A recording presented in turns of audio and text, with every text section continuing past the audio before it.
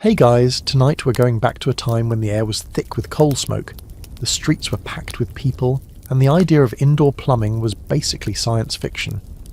We're dropping straight into Victorian Manchester, around the year 1842, a city growing so fast it can barely keep up with its own population, let alone its sewage. It's loud, it's grimy, and yeah, you probably won't survive this. So before you get comfortable, take a moment to like the video and subscribe, but only if you genuinely enjoy what I do here. Let me know your city and what time it is for you right now down in the comments. Now dim the lights, maybe turn on a fan for that soft background hum, and let's ease into tonight's journey together. You arrive just as the sun begins to rise, though the light struggles to reach the streets. The air has weight to it, thick with soot, damp from the River Irwell, and scented with equal parts coal, horse manure and yesterday's waste. You step off the cobbled main road and onto a narrow path, crushed between two towering brick buildings, already blackened by factory smoke. A low haze floats just above the rooftops, catching the morning sun in a sickly orange glow. You're here now, in the heart of industrial England's fastest growing city. Welcome to Manchester. The street is alive, not in a warm or romantic way, but in the way of something overripe. People stir in doorways, children cry somewhere close by, and someone is already shouting about bread. You notice that the buildings, though tall, are crumbling in places. The wood of doors and window frames is swollen from the ever-present damp, and bricks are loose under your feet. The year is 1842, and Manchester is a contradiction in motion. At its heart, it's the engine room of the British Empire. Factories here produce more cotton goods than anywhere else on earth. But for every booming mill and new train line, there's a tenement stuffed with coughing children and rain-soaked bedding. You're walking the fine line between glory and grime. Within moments, your boots are splashed. The gutters run with something brownish, and you don't want to guess what. Most homes here share one outdoor privy between dozens of tenants, and waste collection is more of a theory than a service. As you glance down an alley, a rat, bold, plump, and disturbingly calm, strolls across your path like it pays rent. The city grew too fast. That's the official excuse. In just a few decades, Manchester went from a market town to a roaring industrial hub, attracting tens of thousands of workers from across Britain and Ireland. There was no time to plan, no zoning, and no mercy for the poor. Housing popped up wherever land was cheap, which usually meant flood-prone lowlands and areas boxed in by canals and smoke-belching factories. You're just a few blocks from Deansgate, one of the city's main arteries, but already the terrain shifts. The buildings close in. The light dims further. You're in a court, one of the slum configurations designed less like a neighbourhood and more like a trap. These are enclosed spaces surrounded by houses on all sides, accessible by one narrow passage barely wide enough for a cart. Once you're in, you're sealed off from sight, sound and often help. A man pushes past you, muttering something under his breath in a thick Lancastrian accent.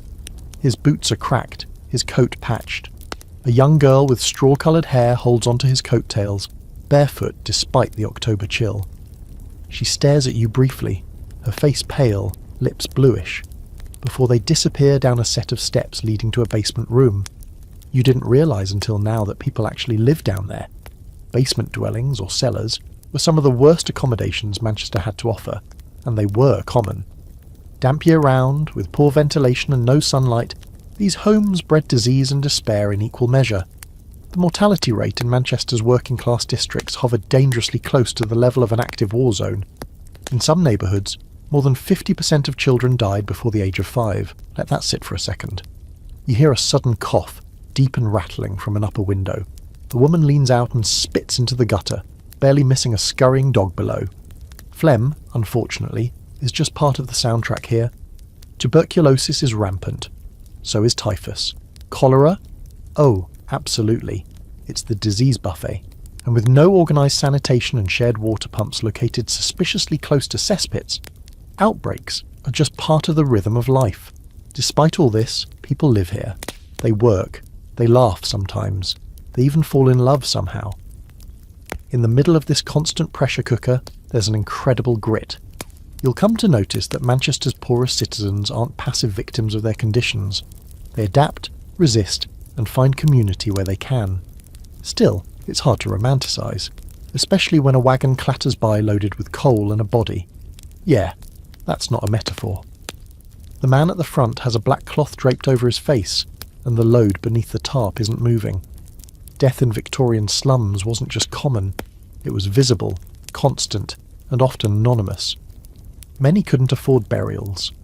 Paupers' graves filled with unnamed souls were the norm, not the exception. Now for the quirky fact of the day. Manchester once had an unofficial dog tax man, a local eccentric who roamed the streets collecting imaginary taxes from pet owners, complete with homemade receipts. No one knows if he believed in his job or was just in it for scraps and shillings, but he was a fixture of local folklore for years. And here's a debate that still keeps historians scratching their heads. How much did the Industrial Revolution actually improve the lives of ordinary people? Sure, wages rose slightly. But what's a few extra pence when you're breathing soot, raising 6 kids in one room, and fighting cholera every summer? Some scholars argue that rural life, for all its hardships, offered more stability and cleaner air. Others claim the city gave working-class families access to food, services, and even rudimentary education they never had before. No one fully agrees, and maybe no one ever will. You stand there for a long moment, watching as a baker's boy rushes past swinging a half-empty basket.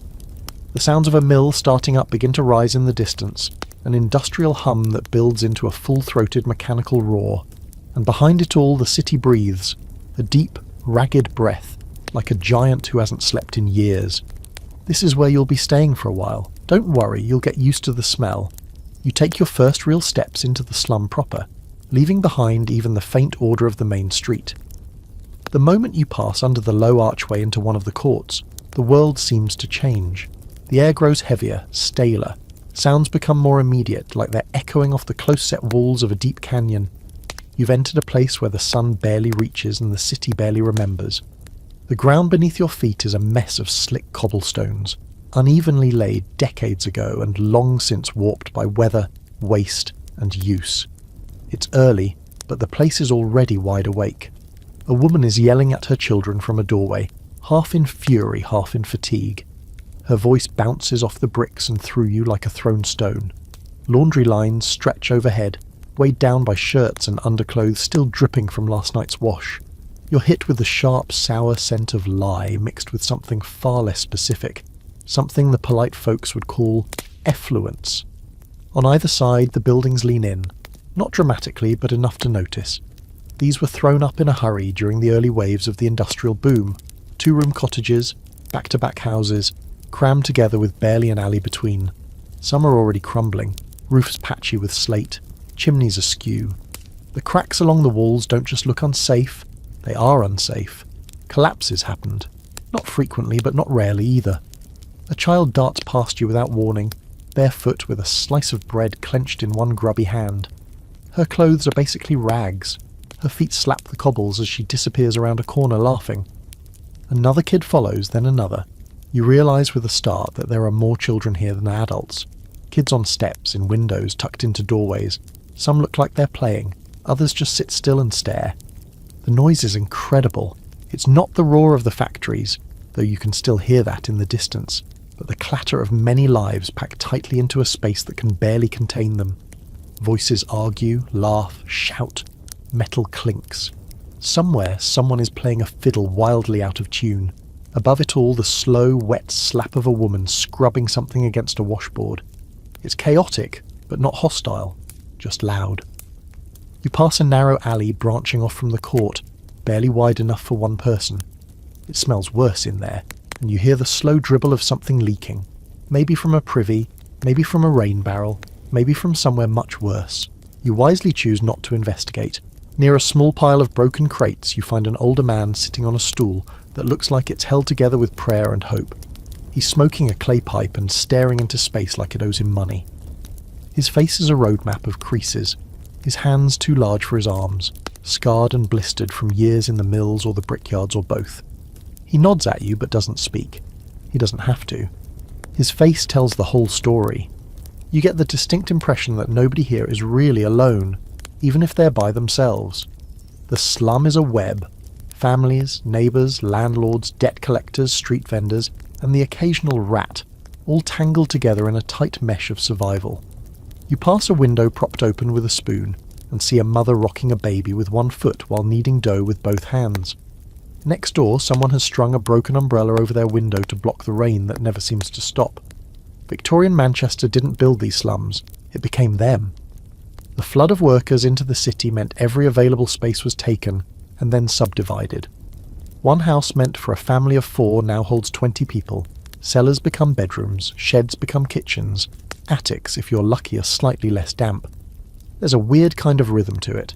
People know when to step aside for someone else's bucket. They know whose baby cries in the night and who's likely to share their soup if you ask right. It's not romantic, it's necessity. And necessity makes strange neighbours. You catch a glimpse of one of those neighbours now.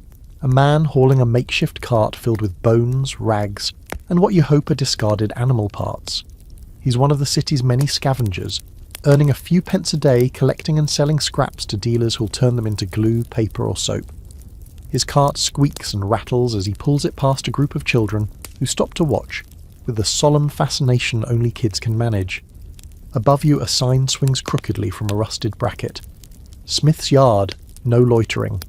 You laugh, just a little. There's nowhere to loiter. You're either moving, working, or sleeping. Even resting is a kind of motion here. You begin to notice how people lean into each other. Literally.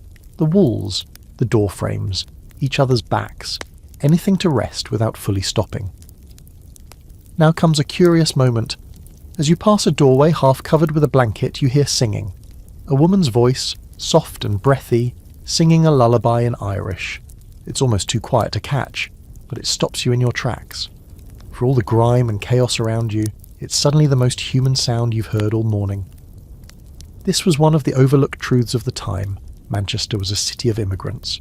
The Irish came in waves, escaping famine and poverty back home. With them came their songs, their language, and their endless tension with the locals who blamed them for driving wages down and crime up. Scholars still argue how much of that blame was rooted in truth, and how much in fear and prejudice. But walk this alley, and you can see the mingling. English, Irish, Welsh, even a few Jewish families from Eastern Europe. It's not peaceful, but it's coexistence, barely. The quirky fact you pick up today? Manchester's slums had their own secret slang, words like chuck for friend or skrike for crying. There were entire phrases used only within certain courts, a whole urban dialect born of necessity and noise. And here's your scholarly rabbit hole for the night. Historians still debate whether these early slum dwellers saw themselves as working class in the way we think of it today. Some argue the idea of a shared identity among labourers didn't fully emerge until later in the 19th century. Others say it was already here, in the shared struggle, the mutual dependence, the recognition that life outside the slum was for someone else entirely. You've now walked the court from one end to the other. It's maybe 40 yards long, but it feels like a small country. You duck back under the archway, blinking against the suddenly brighter light of the main street. It's only been 20 minutes, maybe 30, but already it feels like you've lived a whole morning in someone else's life. And you're just getting started. You're still shaking off the grime of the court when you meet them, your new neighbours, or at least the people you'll be packed beside for the foreseeable future. You didn't exactly rent a flat. You more or less claimed a space with your boots and a nod. That's how it works here. And if you're lucky, no one else needs it more than you do. The building you're staying in is technically a house, but the word feels generous. 3 floors, each divided into a front room and a back room. 6 families, 1 privy, no kitchen. Welcome to the timeless art of cramming life into corners. You duck through a warped wooden doorway into the front room on the first floor. It's small, maybe 10 feet across, with a low ceiling browned by candle smoke and moisture. The air is thick, warm, and heavy with the scent of onions, old wool and people. Lots of people. You count 6 at first glance. A mother stirs something over a small fire, a toddler toddles, and an older girl, maybe 10, braids her sister's hair with surprising gentleness. You're not a guest, you're just here. So you stand quietly, adjusting to the flickering light and trying not to trip over a tin basin on the floor. The fire, such as it is, glows behind a bent grate stuffed with half-burned coal and wet sticks. The pot above it bubbles weakly, sending up a smell that's more watery hope than stew. The father is out working the night shift at a nearby factory. He won't be back until morning. That means the mother, Agnes, you'll learn, is running the whole household on her own tonight. She doesn't greet you with words, but with a glance that says, "Keep your boots clean and your voice down." You oblige. There's a sense of order here, surprisingly. The room is impossibly full, but arranged with purpose. A mattress is rolled up in the corner. Blankets are folded neatly, patched but clean. The children's clothes, while clearly worn down to their final threads, are mended with care. This is survival with structure, and you get the sense that Agnes would rather walk barefoot over nails than be called slovenly. You learn that the 6 of them, Agnes, her husband Robert and their 4 children, live entirely within these 4 walls. The parents sleep on a straw mattress in one corner, the children in the other. During the day, everything folds, stacks or disappears. Meals are cooked low to the floor. Baths are rare, taken in the same tin basin now warming by the fire and shared, oldest to youngest. Cold, of course. You're standing where dinner happens, where arguments break out, where lullabies are sung, where lives are lived and lost. There is no hallway, no privacy. Every cough, every sob, every whispered word is public. Still, there's dignity. Agnes offers you a piece of bread, thin, slightly stale, but offered with sincerity. You take it, nod your thanks, and chew slowly. The oldest daughter, Mary, watches you with quiet interest. She seems older than her years, and you'd be right. At 12, she works part-time in a hat factory, already considered a reliable wage earner. Her fingers are quick, stained with dye, and she doesn't speak unless spoken to. That's one of the many unwritten rules here. Children are to be helpful, invisible when necessary, and never idle. You'll see more of this as the days go on, but it becomes clear right away.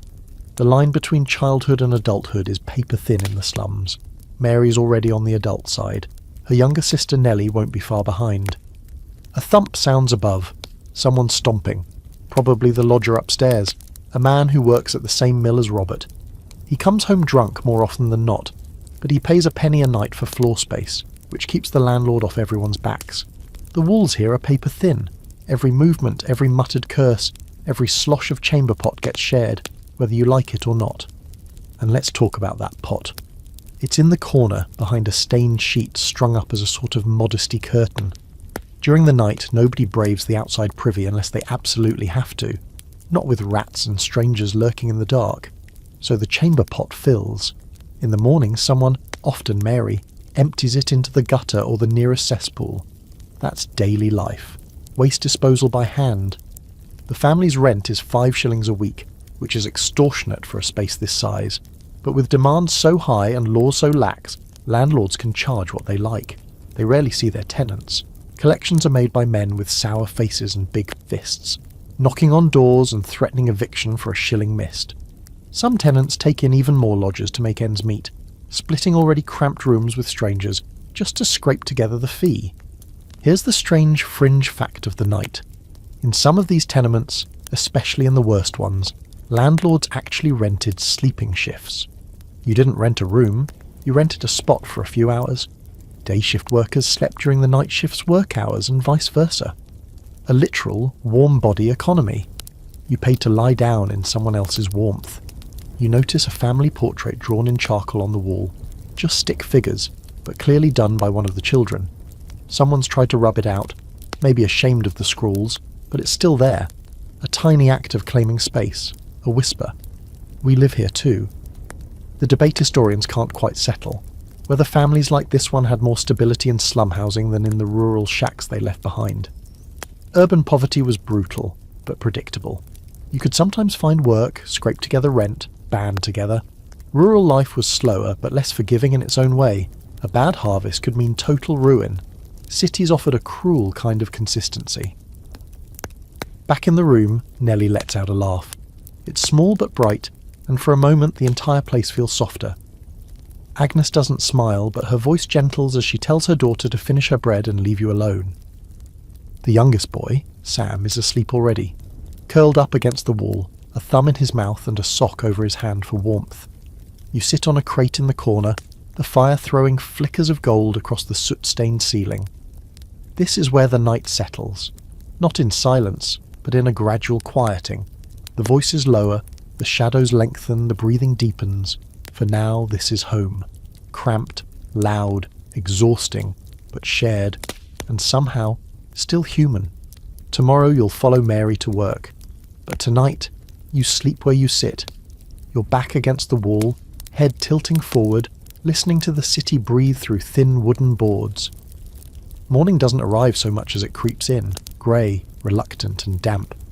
You wake with a stiff neck and a crick in your spine from sleeping upright against the wall, your body half folded like laundry. The fire's gone out, and the air has taken on a cold, mildewy bite. Somewhere above you, someone is already stomping around, boots clumping across old floorboards that groan in protest. One of the children coughs, a deep rattling sound that seems far too serious for a 5-year-old. It keeps going, and going. You blink away the last cobwebs of sleep and watch Agnes lift the boy from his nest of blankets. She barely reacts to the noise coming from his chest. It's just another sound, like rain on the roof or a pot boiling over.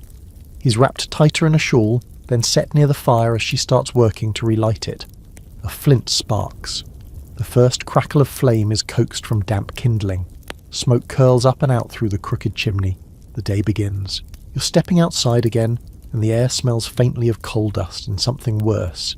Human waste. You nearly slip on the slick cobblestones outside the door. A long brown stain oozes its way toward the gutter, and you realise belatedly that the chamber pot's been emptied recently. It's not the only one. A row of them lines the alley edge, each one waiting for someone brave, or desperate, enough to do the honours. Welcome to Sanitation Slum Edition. In the best parts of town, houses are starting to connect to primitive sewer systems. Water pumps are placed strategically, and some lucky homes even have indoor facilities. But here, in the maze of the courts and alleys, your options are bleak. Most of the privies are shared by 10, sometimes 20 households, and the waste. It goes into a cesspool beneath or behind the building, left to stew in the dark. When it overflows, as it often does, it seeps into basements. Floors buckle, walls mould. Breathing becomes an act of bravery. And that's if you even have a privy. Some buildings never got one. People do what they must. Gutters, buckets, quiet corners. Children are taught from an early age to step carefully and mind the smell. You hear of one landlord who locked the privy to keep the neighbours out. Another simply let his tenants handle it, and refused to pay for the cost of emptying the cesspool. These are the kinds of choices that turn inconvenience into illness. You follow Mary around the side of the building as she grabs a battered tin pail and heads for the nearest pump. It's only a few blocks away, and already a line has formed. Women and older children clutching empty jugs and pails, shuffling in the chill, whispering complaints under their breath. The pump squeaks as it's pulled, sending out a gurgle of water that smells vaguely of iron and dirt. This pump, unlike many, isn't too close to a cesspool, but not all of them are so well placed. It's one of the big debates of the time. How much disease comes from the air and how much from the water? Some doctors still believe in miasma, that filth creates poisonous vapours that make people sick. Others are beginning to suspect something smaller, more invisible, might be the culprit. Germs, though still just a whisper of an idea, are gaining ground. But you don't need a medical degree to know that something here is killing people. Cholera has already swept through Manchester multiple times by now. 1832, 1848, and again in the early 1850s. Whole families gone in days. It hits hardest in neighbourhoods like this one, where people drink from the same source they wash and defecate near. There are no quarantines, no safety nets, just the grim efficiency of death. You hear about one outbreak where a landlord refused to clean a cesspool despite pleas from tenants. The stench grew unbearable. People began to vomit just walking past it. When finally emptied, weeks too late, it was discovered that the decomposing waste had been soaking into the building's walls. The entire structure had to be condemned. Not that it stopped someone from moving in again a few days later. This is why a child's cough sends a ripple of fear through the room. Not because it's rare, but because it's not. You head back with Mary, bucket in hand. It's heavier than you expected. Along the way, she tells you matter-of-factly that her cousin died of the runs last summer. That's how they talk about it. The runs, or the fever, or just wasting away.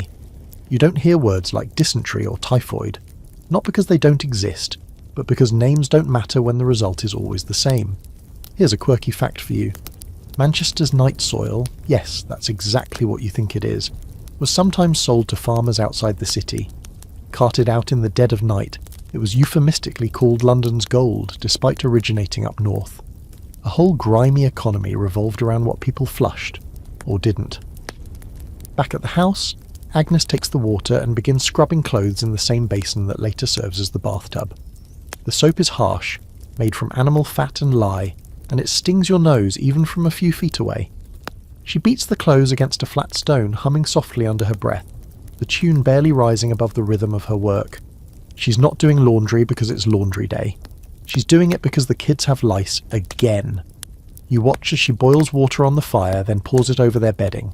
It's the only way to kill the eggs. She'll hang the sheets out, smoke the straw from the mattress, and maybe, just maybe, buy a new comb this week, if there's any money left after bread. Historians still argue whether the public health crises in slums like this were truly the fault of rapid industrialisation, or the failure of early governments to regulate housing and infrastructure. Some say the cities grew too fast to keep up.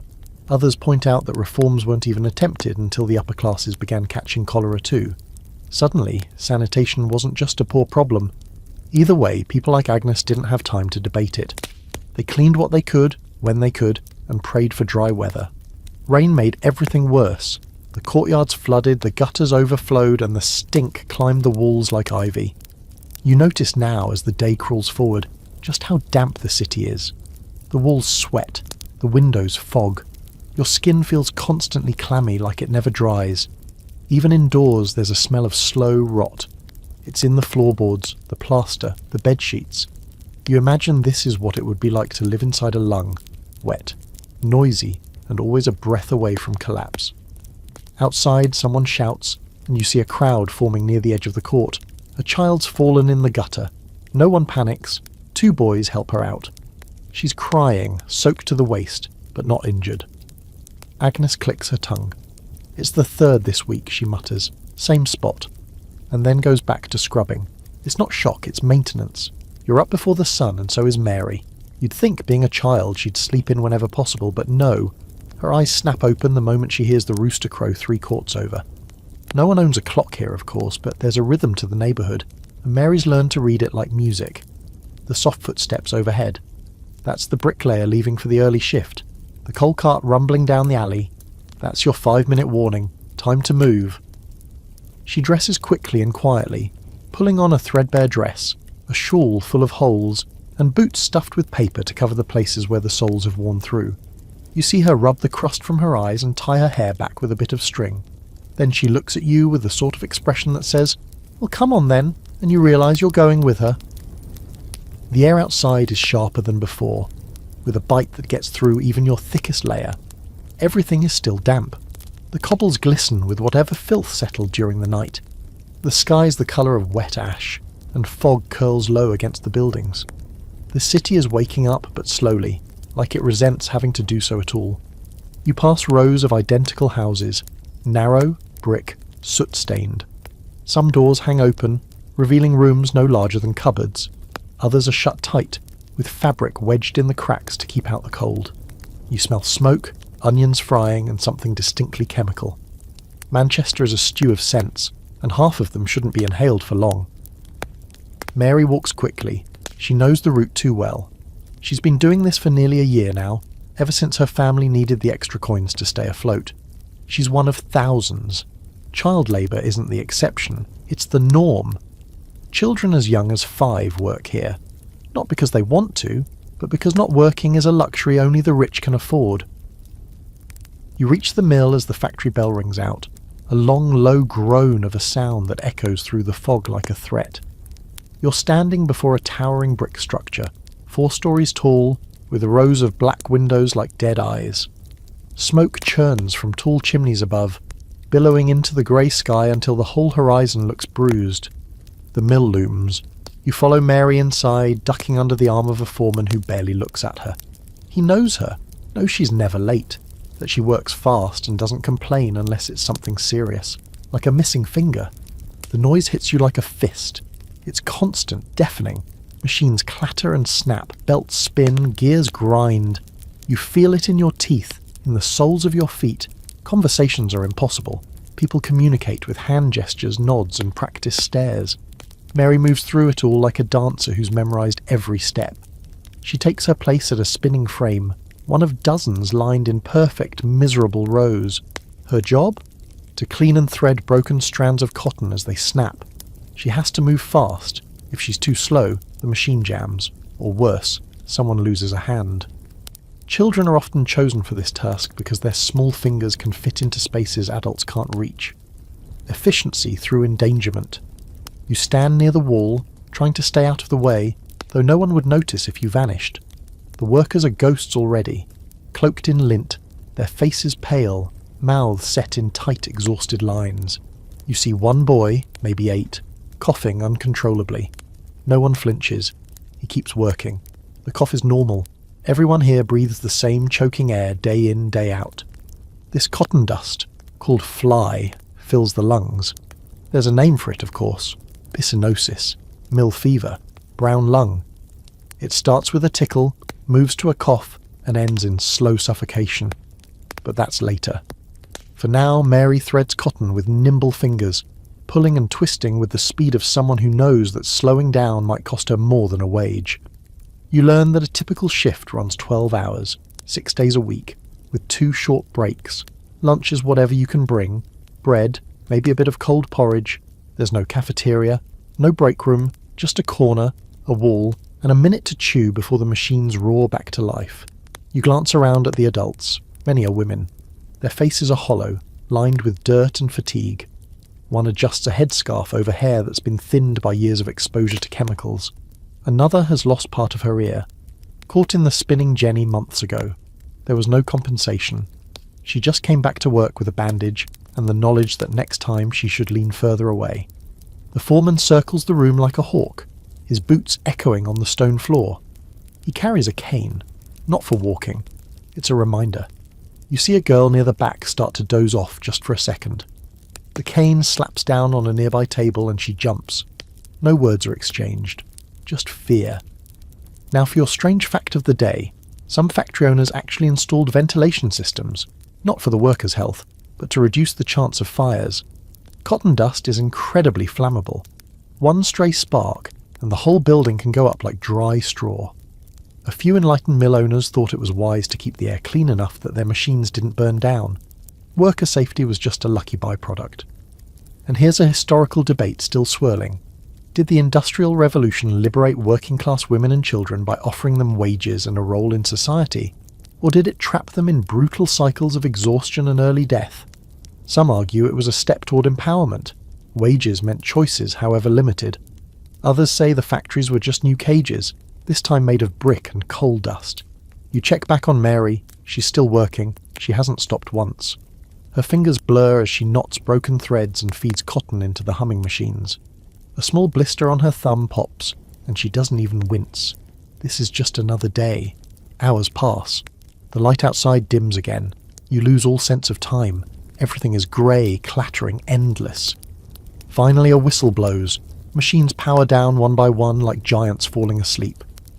Mary wipes her hands on her dress and joins the line of workers filing out. Her eyes are red. Her nose is running. She's too tired to speak. You walk home beside her in silence, stepping over puddles and broken bricks, dodging the occasional cart. The streets are darker now. Fires burn in alleyways. Laughter echoes from a nearby tavern. But Mary doesn't look up. She's focused on getting home, on food, on rest, on the few hours of quiet before it all begins again. Back in the slum, Agnes takes one look at her daughter's blistered hands and sighs.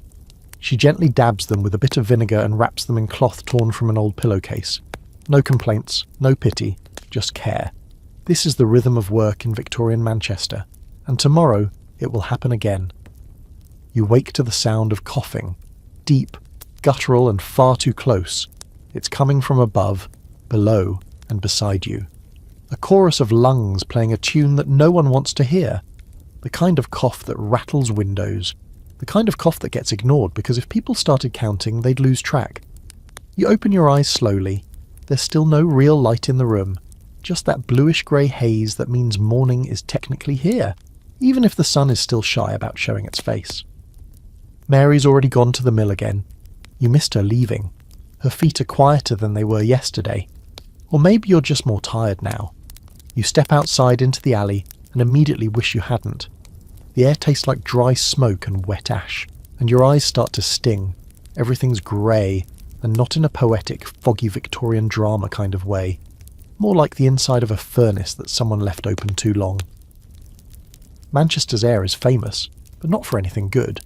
The soot settles on everything: walls, windows, clothing, skin. Your fingernails are already rimmed in black no matter how often you scrub them. The factory chimneys, those proud monuments to progress, have been belching coal smoke all night. You can actually taste the Industrial Revolution here, and it tastes like burnt metal. You head out, driven by a mix of curiosity and morbid fascination, and follow the haze toward one of the biggest cotton mills in the district. It's mid-morning, and the streets are already busy. Wagons creak under the weight of goods. Boys on the corners shout headlines from dirty sheets of newsprint. Somewhere nearby, a butcher is hacking something unidentifiable, with a rhythm that suggests practice. The city breathes out smoke, and you breathe it in whether you want to or not. The mill towers above you like a cathedral to labour. Red brick, soot-dusted windows smeared with a film that hasn't seen glass cleaner in decades, if ever. The chimneys rise like columns, thick black clouds rolling out of them like ink across a page. You try not to inhale too deeply as you step inside. Inside the mill, the sound is even worse today. The looms are running at full tilt and the air is thick with cotton fibres. You can barely see across the room through the haze of fly dancing in the weak light. You instinctively hold your breath, but it doesn't matter. After 2 minutes, you're coughing too, your throat raw, your eyes watering. Workers are bent over machines, their faces expressionless, like they left their emotions outside with their coats. You notice the coughing isn't just you. Everyone here is coughing. Small coughs, big coughs, wet coughs. One girl near the window coughs so hard she nearly collapses. A boy pulls out a filthy rag and spits into it. You catch a glimpse of pink. Blood? Maybe. He folds the cloth like it's nothing and keeps working. No one reacts. The mill air is dry, but it clings to your lungs like it has teeth. The problem is the cotton.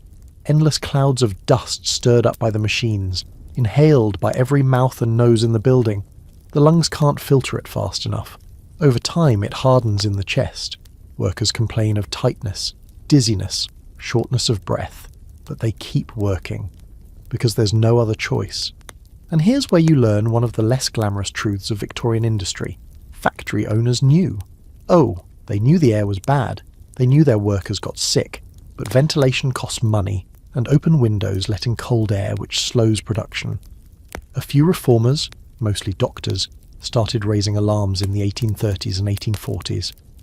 But progress was slow. There was always another excuse, another profit margin to protect. You don't fix a system that's making you rich, even if it's killing people. Your quirky fact for the day: some workers actually ate molasses before starting their shifts, believing it would coat their throats and lungs and protect them from the cotton dust. It didn't, but it gave them something sweet to hold on to, and in this place, that's no small thing. As you move through the building, you pass a small side room labelled hospital, though the term is generous. It's more of a closet with a cot and a basin. The nurse is an old woman who used to work the looms but lost 3 fingers in an accident and now keeps an eye on the sick and injured. You peer inside. A boy lies on the cot, shivering under a threadbare blanket. His face is pale. His lips are dry and cracked. The woman shakes her head at you and whispers, "Lungs gone." Tuberculosis, consumption, the wasting disease. Call it what you like, it's everywhere. The mills are breeding grounds for it. Close quarters, poor air, constant exhaustion. You ask how long the boy's been sick, she shrugs. Weeks? Months? Doesn't matter. He's not going home. And here's the debate you'll fall asleep thinking about. Did the factories kill more people than they employed? Statistically, it's unclear. Wages were higher in the city than in the countryside. Life expectancy, however, was often lower. In some Manchester districts, a man's average lifespan was under 30. A woman's, even less. Children, often less than 5 years, if they survived infancy at all. Some historians argue that progress always comes with sacrifice. Others ask, whose lives are we sacrificing, and why do we always seem to sacrifice the same ones? You step outside into the grey again, lungs aching, eyes burning. The air outside feels fresher, but only by comparison. The fog hasn't lifted. It never really does here. The soot settles like snow on your shoulders, and you brush it off without thinking. You head back toward the court. passing women leaning out windows to beat the dust from their rugs. The rugs are mostly old sacks, but they're beaten anyway. A man coughs behind you, a dry barking sound, and spits onto the street. A dog noses at it, uninterested, and moves on. This is normal. Back at the house, Agnes has opened the window a crack to let in some fresh air. The smoke inside is less noticeable than in the street, but not by much. She's boiling water in a pot that's more rust than metal, throwing in scraps of herbs and onion skins. She's trying to keep the children from catching whatever's going around, or more accurately trying to slow it down. You sit in the corner and watch her work. She doesn't speak much today. Her face is drawn, and you notice the lines around her mouth have deepened. Her youngest, Sam, still has that cough. She presses a hand to his forehead, feels the heat, and doesn't flinch. You try to imagine living like this, breathing like this, every breath a gamble, every inhale a reminder, and then you remember you are living like this now, for a while anyway. The soot has settled into your clothes, into your skin, into your thoughts, and tonight, when you close your eyes, you'll still hear the machines and feel the weight in your chest, like a hand pressing gently, patiently down. It's getting dark when you find yourself drawn toward a strange kind of glow, flickering from behind the warped shutters of a building that leans slightly, like it's had one too many bad nights and never quite recovered. There's a sign above the door, hand-painted and barely legible through the layers of grime and soot. The Hare and Whistle. That's not its real name, probably. Everyone in the neighbourhood just calls it the Whistle. It's a public house, but in these parts it's more like a second living room, just with worse lighting and more swearing. As you push open the door, the first thing that hits you is the warmth. Real heat. Firelight. The heavy scent of old ale soaked into wooden floors. It's like stepping into a furnace that runs on sweat and tobacco. Your eyes adjust to the dim interior and you're greeted by the low rumble of voices, the scrape of a fiddle in the corner, and the occasional sharp burst of laughter that breaks through the haze like a firecracker. This is the local tavern, one of dozens in this area of Manchester alone. In fact, it's estimated that at one point there was one pub for every 20 houses in some working-class neighbourhoods. That's not a statistic. It's a coping mechanism. The room is long and narrow, ceilings low, beams stained black with smoke. The crowd inside is a mix of factory workers, bricklayers, delivery boys, and a few older women who drink with the determination of retired prize-fighters. Tankards clink against cracked wood. There's sawdust on the floor, meant to soak up the spills, though it mostly mixes with mud and worse. You don't know anyone here, but no one seems to care. A woman with a red scarf pats the bench beside her and says something indecipherable through a thick brogue. You sit because that's what you do here. Sit and be human for a while. The barkeep, a man who looks carved from walnut and grief, slides a cup of something vaguely golden toward you. No asking, no payment yet. It smells sharp, like apples left out in the sun too long, and burns your nose just from the sniff. You take a sip. It's not good. It's some kind of cider, or maybe gin, or maybe both. It's hard to tell. But it's warm, and it does something to the tight knot in your chest. You understand now why people come here. You understand why someone might spend their last farthing not on bread, but on this. It's not just about drink. It's about escape, about silence that isn't lonely, about music, conversation, and the rare luxury of choosing how you feel, even if it's just for an hour. You look around and start to recognise the unspoken rules of the place. There's a section near the fire where the older regulars huddle, men who've seen more years in mills than most have been alive. They drink slowly, methodically, with the grim patience of men whose lungs are half coal dust. A woman in a patched shawl nurses a baby with one arm and a pint with the other. No one blinks. Near the door, a card game is in progress. Quiet, but tense. A pile of coins in the middle. Someone is losing badly, judging by the way he keeps scratching his head and glancing at the exit. But no one's fighting yet. That comes later. Pubs like this aren't just about drink, they're social hubs. Places where gossip spreads faster than fire. Where news is shared, deals are struck, grievances aired, and songs are born. Some are bawdy, some are sad, most are both. You hear one now, a slow ballad about a girl who fell in love with a factory boy who never came home. It's being sung by a man with a voice like gravel in molasses. The room stills as the last verse fades. Then someone shouts for another round and the spell breaks. The barkeep tells you offhandedly that the tavern's been raided twice this month. Once by the constables looking for illegal spirits, once by a few dock thieves chasing a man who'd crossed them. The bar survived both. Walls don't remember much, he says, wiping a mug with a rag that somehow makes it dirtier. Good thing too. Here's a fun little fringe fact for tonight. Gin wasn't just a drink in Victorian England. It was a full-blown cultural panic. People blamed it for everything from crime to poverty to the moral collapse of society. The term mother's ruin came from gin, and in places like Manchester, where cheap gin was sold by the cupful in cellar bars, it was both poison and comfort. A vice, yes, but also a relief. Public health reformers railed against places like this, arguing that they were dens of vice and laziness. But if you listen closely, you'll hear something else. Stories, laughter, familiar greetings. These people know each other. They survive together. And maybe, just maybe, a few pints help with that. The debate that still stirs among historians? Was alcohol the problem, or the only thing keeping people from falling apart? Some argue that drink worsened the plight of the poor, siphoning off what little money they had and driving violence in the home. Others insist it was a survival tool, something to dull the edges of lives lived in relentless hardship. The truth, of course, is murky, like the gin. You watch as a man slams down a coin and yells something about his boss docking his wages for being 5 minutes late. Another man joins in, then another. Soon you've got half a dozen grumbling in unison about fat factory bastards and their never-ending list of rules. For a moment it feels like revolution might be fermenting in the foam of their drinks. But it fades, it always does. Rage is expensive, pints are cheaper. You stay until the coals in the hearth are glowing low and the fiddle has long since been put away. The crowd thins. Some stumble out into the cold night, arms slung around each other singing. Others linger in corners, eyes closed, swaying gently. No one tells you to leave. But eventually you stand, nod to the barkeep and make your way back into the dark. The cold slaps you instantly.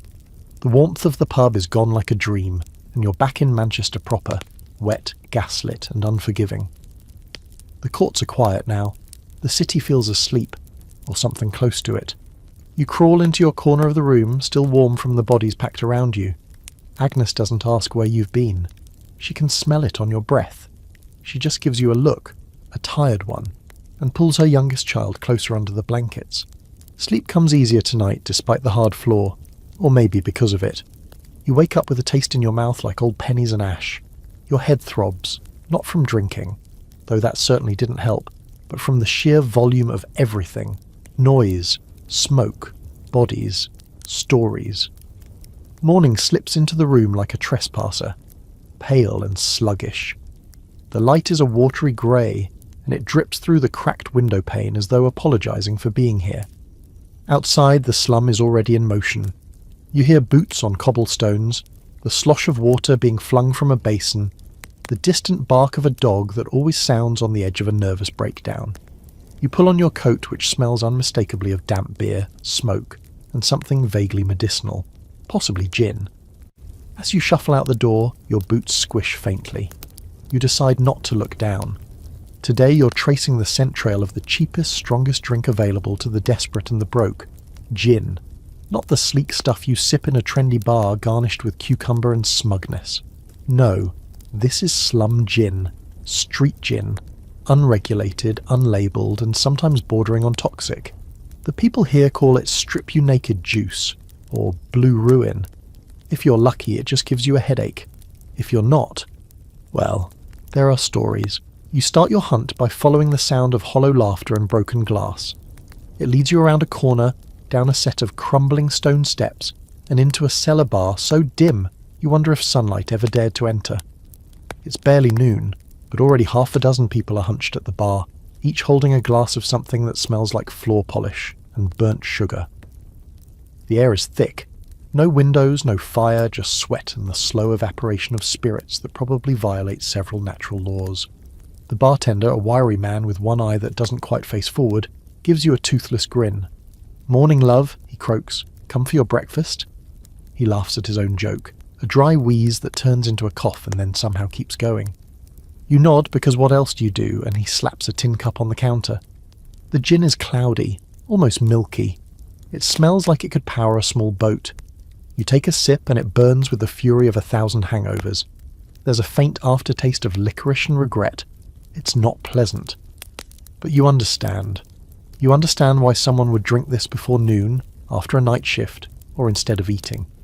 Because for a few minutes, maybe even an hour, you forget the cold, the noise, the ache in your back that's never quite gone. A woman next to you downs hers in one go, wipes her mouth with her sleeve and starts humming. She has no shoes, just rag-wrapped feet. Her hands shake, but her voice is steady, and the tune is familiar. You can't name it, but it wraps around your ribs and settles there. She doesn't speak, just hums and sways and stares at something only she can see. And here's the darker truth. Drinking isn't just escape here, it's survival. It dulls pain, physical and emotional. It blunts hunger. It softens grief. It even warms the body, though that's a cruel trick. The warmth is fake, and the chill comes back worse. But for those who have nothing else, this cup is a lifeline. You learn from the bartender, who seems to enjoy chatting between coughs, that this gin wasn't made in a proper distillery. It was likely produced in someone's basement, boiled in a tin still, filtered through cloth, and flavoured with turpentine or sulphuric acid to give it that extra kick. Sometimes they add a hint of juniper, for class. Other times, it's whatever they had on hand. Oil of vitriol, camphor, old herbs. The results are inconsistent at best, fatal at worst, and yet, it sells. At a halfpenny a glass, it's cheaper than tea, which to be honest isn't saying much when tea costs money you don't have. Now here's your quirky fact of the day. In the worst of the slum districts, gin was sometimes served from coin-operated machines. No, seriously. Drop a coin in, and out trickled a shot of the good stuff, if you were lucky. If not, you got water, or vinegar, or someone else's spit. But people lined up anyway, because the promise of gin, even bad gin, was enough. You climb back out of the cellar after a while, your nose tingling, your balance slightly off. The light outside feels rude after the shadowy hush of the gin den. You squint as you walk, only to realise that most people here are squinting anyway, not just because of light, but because of what's ahead. There's nothing to look forward to, not really. Just another shift, another bill, another funeral. You pass a man sleeping in a doorway wrapped in a coat that once might have been blue. His beard is full of crumbs and something green. You hope it's herbs. You hear someone mutter, "That's old Cobb," and then whisper, "Lost his son in the canal." Went soft in the head.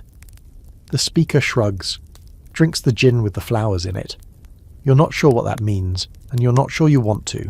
People drink in the slums for many reasons, some because of loss, some because of boredom, some because they've done the math and realised that over the course of a month gin is cheaper than meat, and it doesn't rot. The reformers, of course, have plenty to say about it. They print pamphlets with sad-eyed women and children begging their father to come home. They preach about morality, self-control and the virtues of abstinence. But they don't come down here. They don't drink the gin. They don't watch someone sell the last trinket their mother left them just to buy another pint of mercy. The ongoing debate among historians is whether these reform efforts helped or hurt. Did temperance movements actually lift people out of poverty? Or did they just layer shame on top of suffering? There were certainly cases where community support and structured sobriety saved lives. But for every well-run mission hall, there were 10 judgmental tracts that ignored the basic problem. People weren't drinking to be wicked. They were drinking because they were drowning. You take a detour through an alley behind a row of lodging houses and find another impromptu gin vendor, a woman selling from a jug, pouring into chipped cups held out by a half-circle of weary faces. She could be 30 or 60. It's hard to tell. Her hands are cracked. Her eyes are kind in a tired sort of way. She knows everyone's name, everyone's story. She gives one extra splash to a man limping, says nothing, moves on. No signage, no payment records, just the unspoken understanding that if she's caught she'll be fined, maybe jailed, but she'll keep selling, because there's no other job, no other money, and people still want to forget. Back home, Agnes is boiling bones into broth. The smell fills the room, thick and sour. Mary sits nearby, darning socks with bleeding fingers. You catch a whiff of the gin still on your breath, and it sours in your stomach. Agnes doesn't look up. "You went to the whistle," she says. Not a question, a statement. You nod. Her tone is flat, Just don't bring it home. And that's it. That's the whole lecture. You lie down on your patch of floor, your body aching in places you didn't know could ache. The house is quiet except for the slow simmer of the pot and the occasional creak of the ceiling above. The gin has worn off. The fog in your head is lifting, but the cold is creeping back in. Tomorrow someone else will be pouring, someone else will be forgetting. The streets are quiet at night, but that kind of quiet never means peace. It's the quiet before something cracks. The sky's gone a muddy purple, heavy with clouds, and the fog that's always lurking in Manchester has thickened into something more solid. You can't see far, and sound plays tricks. Footsteps echo from all directions. Voices murmur just out of sight, and every so often a sharp whistle cuts the air. Not the bird kind, the kind that means someone's watching. You stick close to the brick walls as you walk. The gaslights are few and far between here, and half of them barely work. Their flames flicker weakly inside grimy glass globes, making more shadow than light. You're heading toward a crossroads where things tend to happen. Not officially, of course. Official things happen in offices. Here, it's more like rumours with legs. That's where you see them. Two men in long coats and tall hats, walking with the slow confidence of people who know they can't be touched. They carry nightsticks, short, polished, heavy. Their boots are spotless, which feels like an insult. You press back into the shadows and watch them move through the fog like phantoms with pensions. These are the local bobbies, the police. Now, if you're imagining Victorian constables as friendly chaps who tip their hats and say, "Evening, madam," you've wandered into the wrong story. These ones don't make much eye contact, and they're not here to be liked. Their job is to keep order, and order, in the slums, usually means reminding the poor to stay in their place. They patrol in pairs, swinging their sticks and peering into alleys. Most of the time, they walk right past the messes. Drunks curled in doorways, kids fighting over crusts, couples shouting at each other like war's just broken out. But now and then, something sets them off. You witness it just a few steps away. A boy, maybe 10, maybe less, is running, barefoot and panicked, clutching a sack. One of the constables sees him and takes off after him without a word. The other hangs back. A chase in these alleys is mostly theatre. The boy doesn't stand a chance. His path is predictable, and sure enough, a few seconds later, he skids around the corner right into the other bobby's arm. The sack bursts. Potatoes scatter across the cobbles. There's a moment, a sharp, frozen second, where you think they'll let him go. Just a child, after all. Then the first constable returns, red-faced and smug, and without hesitation, cuffs the boy hard enough to knock him sideways. The second one doesn't even blink. He just gathers the potatoes and tucks them under his arm. The boy's crying now, curled on the ground, arms over his head. One of the men hauls him up by the collar. "Off to the station with you," he says, like he's discussing the weather. You hear a door creak nearby. A woman peeks out, face drawn, mouth tight. She sees the boy. Her son, maybe. Or a neighbour's. She doesn't say a word, just closes the door again. No one helps. You want to. But your feet won't move. Maybe you're scared. Maybe you understand deep down that this is how it works. The police protect property. The sack of potatoes belongs to someone with a storefront and a name. The boy? He's replaceable. The system doesn't say that out loud, but you can hear it in every boot step. Later someone will tell you the boy got 2 weeks at the juvenile reformatory. That's generous, really. Could have been a workhouse. Could have been transportation. Yes, that was still a thing. Children as young as 8 sent off to Australia for stealing bread. Reform, they called it. Geography as punishment. You pass by the station later, a squat brick building with barred windows and a wooden sign above the door that says Public Order. Inside, a man is shouting. You can hear the slap of fists on wood. Another voice responds, calmer but no less dangerous. The station door creaks open and a figure stumbles out. A man, maybe 30, with blood on his lip and gin on his breath. He doesn't look angry, he looks resigned. Here's your quirky little fact of the evening. Victorian Manchester had silent patrols, undercover constables assigned to listen at street corners and public houses. They were trained to eavesdrop, to record names, to memorise faces. You'd never know they were police. Some were so deep in their roles that locals forgot they were being watched. Think of them as 19th century surveillance, minus the cameras but just as invasive. And here's a debate that still swirls in academic circles. Were these early police forces truly about public safety? Or were they just the long arm of the wealthy? Critics at the time, and now argue that policing was never neutral. The poor were policed more, not because they were more dangerous, but because they were easier to punish. Fewer rights, fewer connections, fewer headlines if things went sideways. Some say the police kept peace in dangerous neighbourhoods. Others say they enforced poverty like it was a law. Back in the alley, the fog has thickened again. You hear glass break somewhere close, a yell, then silence. No bobbies appear. It's not big enough to matter. Not tonight. There are only so many boots, and too many shadows. You head back through the court, passing doors that close as you approach. No one wants questions. No one wants a knock on the door at midnight. You reach home and slide inside just as a patrol passes by. You hold your breath. They don't stop. Just keep walking, sticks tapping, eyes forward. Agnes is sitting by the cold hearth, hands in her lap. She doesn't ask what you saw. She's seen enough of it already. You lie down next to the wall. Mary's asleep, her face slack with exhaustion. The baby's breathing rasps in the darkness. The room smells faintly of soup and coal smoke. It's quiet again. That brittle kind of quiet. The kind that holds its breath. You wonder what the boy is doing right now. If he's still crying. If he has a blanket. If anyone will ask his name. Outside, the constables walk on. It starts with shouting. Not angry shouting, panicked shouting. The kind that cuts through sleep like a knife. You jolt upright on the hard floor, your breath catching before your mind even has time to form a thought. Then comes the thud of running feet outside, the unmistakable sound of something heavy being knocked over, and a cry, sharp, desperate, and quickly silenced. The room around you is stirring, bodies shifting under blankets, faces lifting out of the half-dark.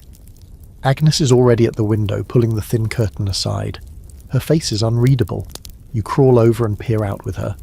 There's a crowd gathering at the end of the alley, more shouting.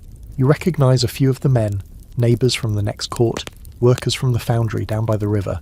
Their voices are tense, bouncing off brick walls, loud enough to draw others from their doorways. You catch snatches of words. Thief, caught him, bastard tried to run. You slip outside and follow the growing noise. The street beyond the court has turned into a scene. A ring of men, some holding sticks, others just using fists. In the centre, a young man lies crumpled, blood streaming from his nose, shirt torn. He's gasping, trying to speak, but his words are lost under the angry chorus of voices surrounding him. Someone kicks him in the ribs. Someone else spits. You ask what happened, and a wiry man near the front says, "He was stealing from the baker. Saw him snatch a loaf and bolt." Didn't get far. You glance at the young man, barely older than Mary, and see the loaf still clutched under one arm, flattened and streaked with grime. He's not a stranger.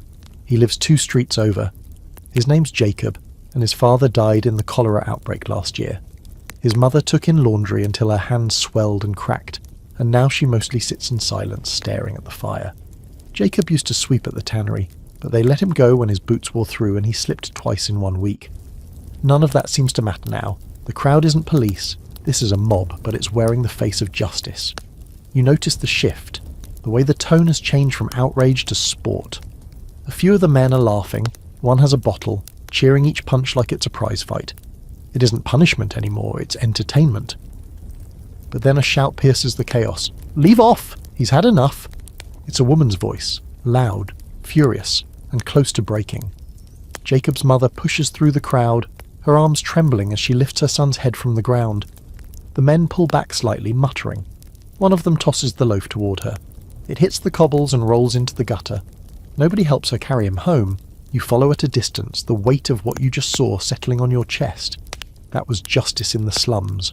Quick, brutal, and uneven. If Jacob had stolen a coin or a piece of cloth from someone's wash line, he might have gotten away with it. But food, that triggers something different.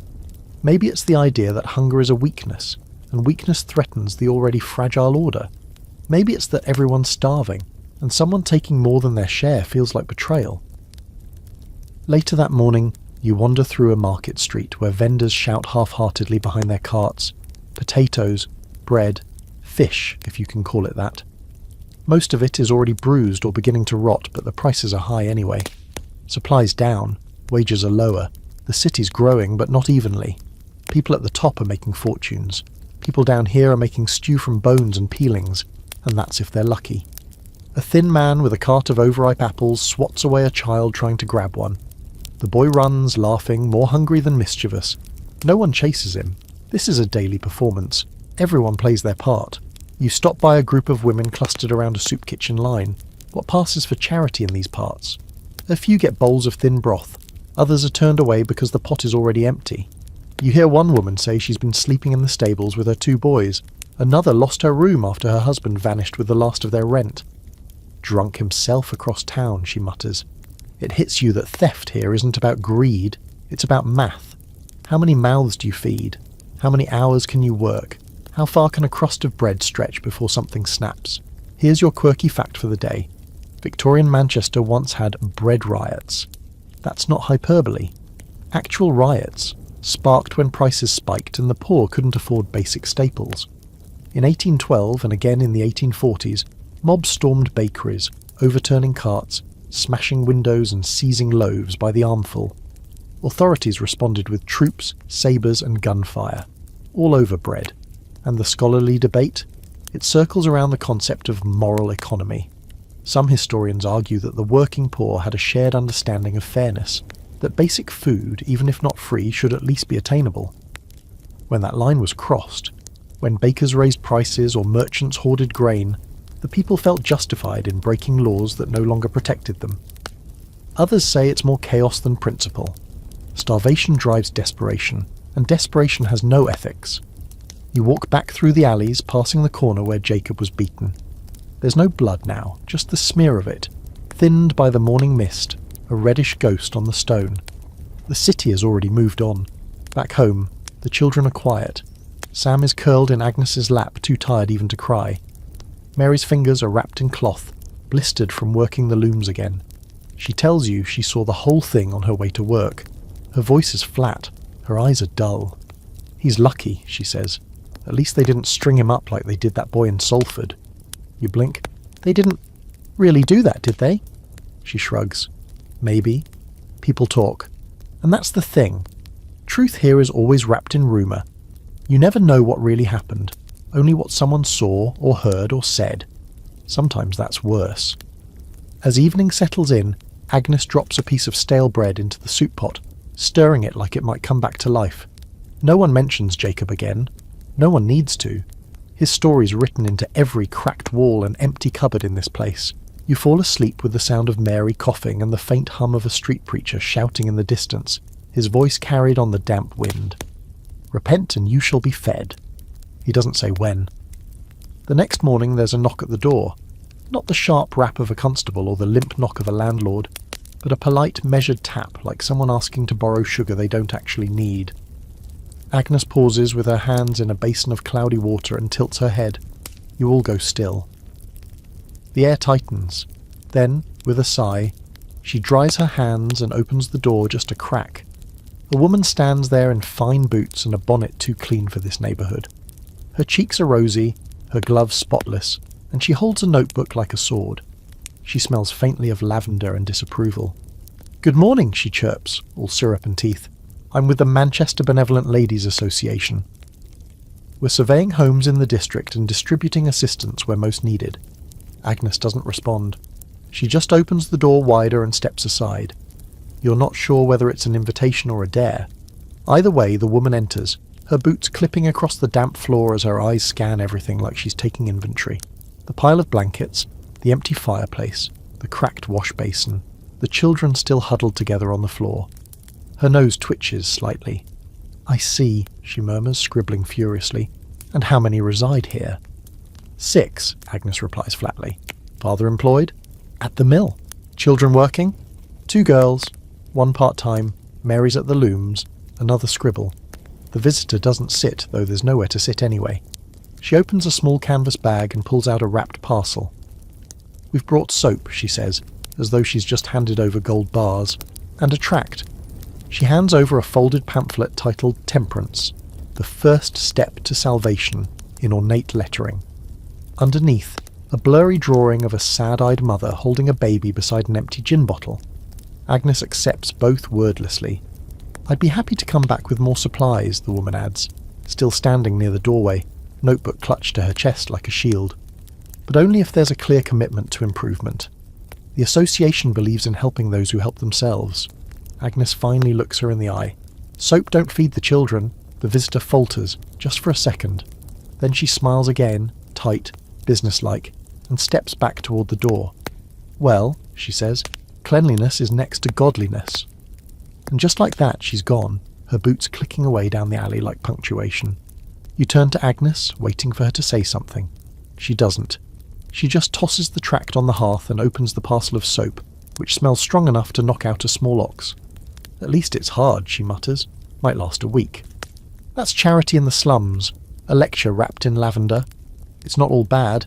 Some of the associations really do bring food, medicine, clothes. But there's always a cost. Not in shillings, but in dignity. You can have help, but you have to earn it with piety, obedience, and a face scrubbed clean of defiance. Later that day, you wander past a different sort of charitable enterprise.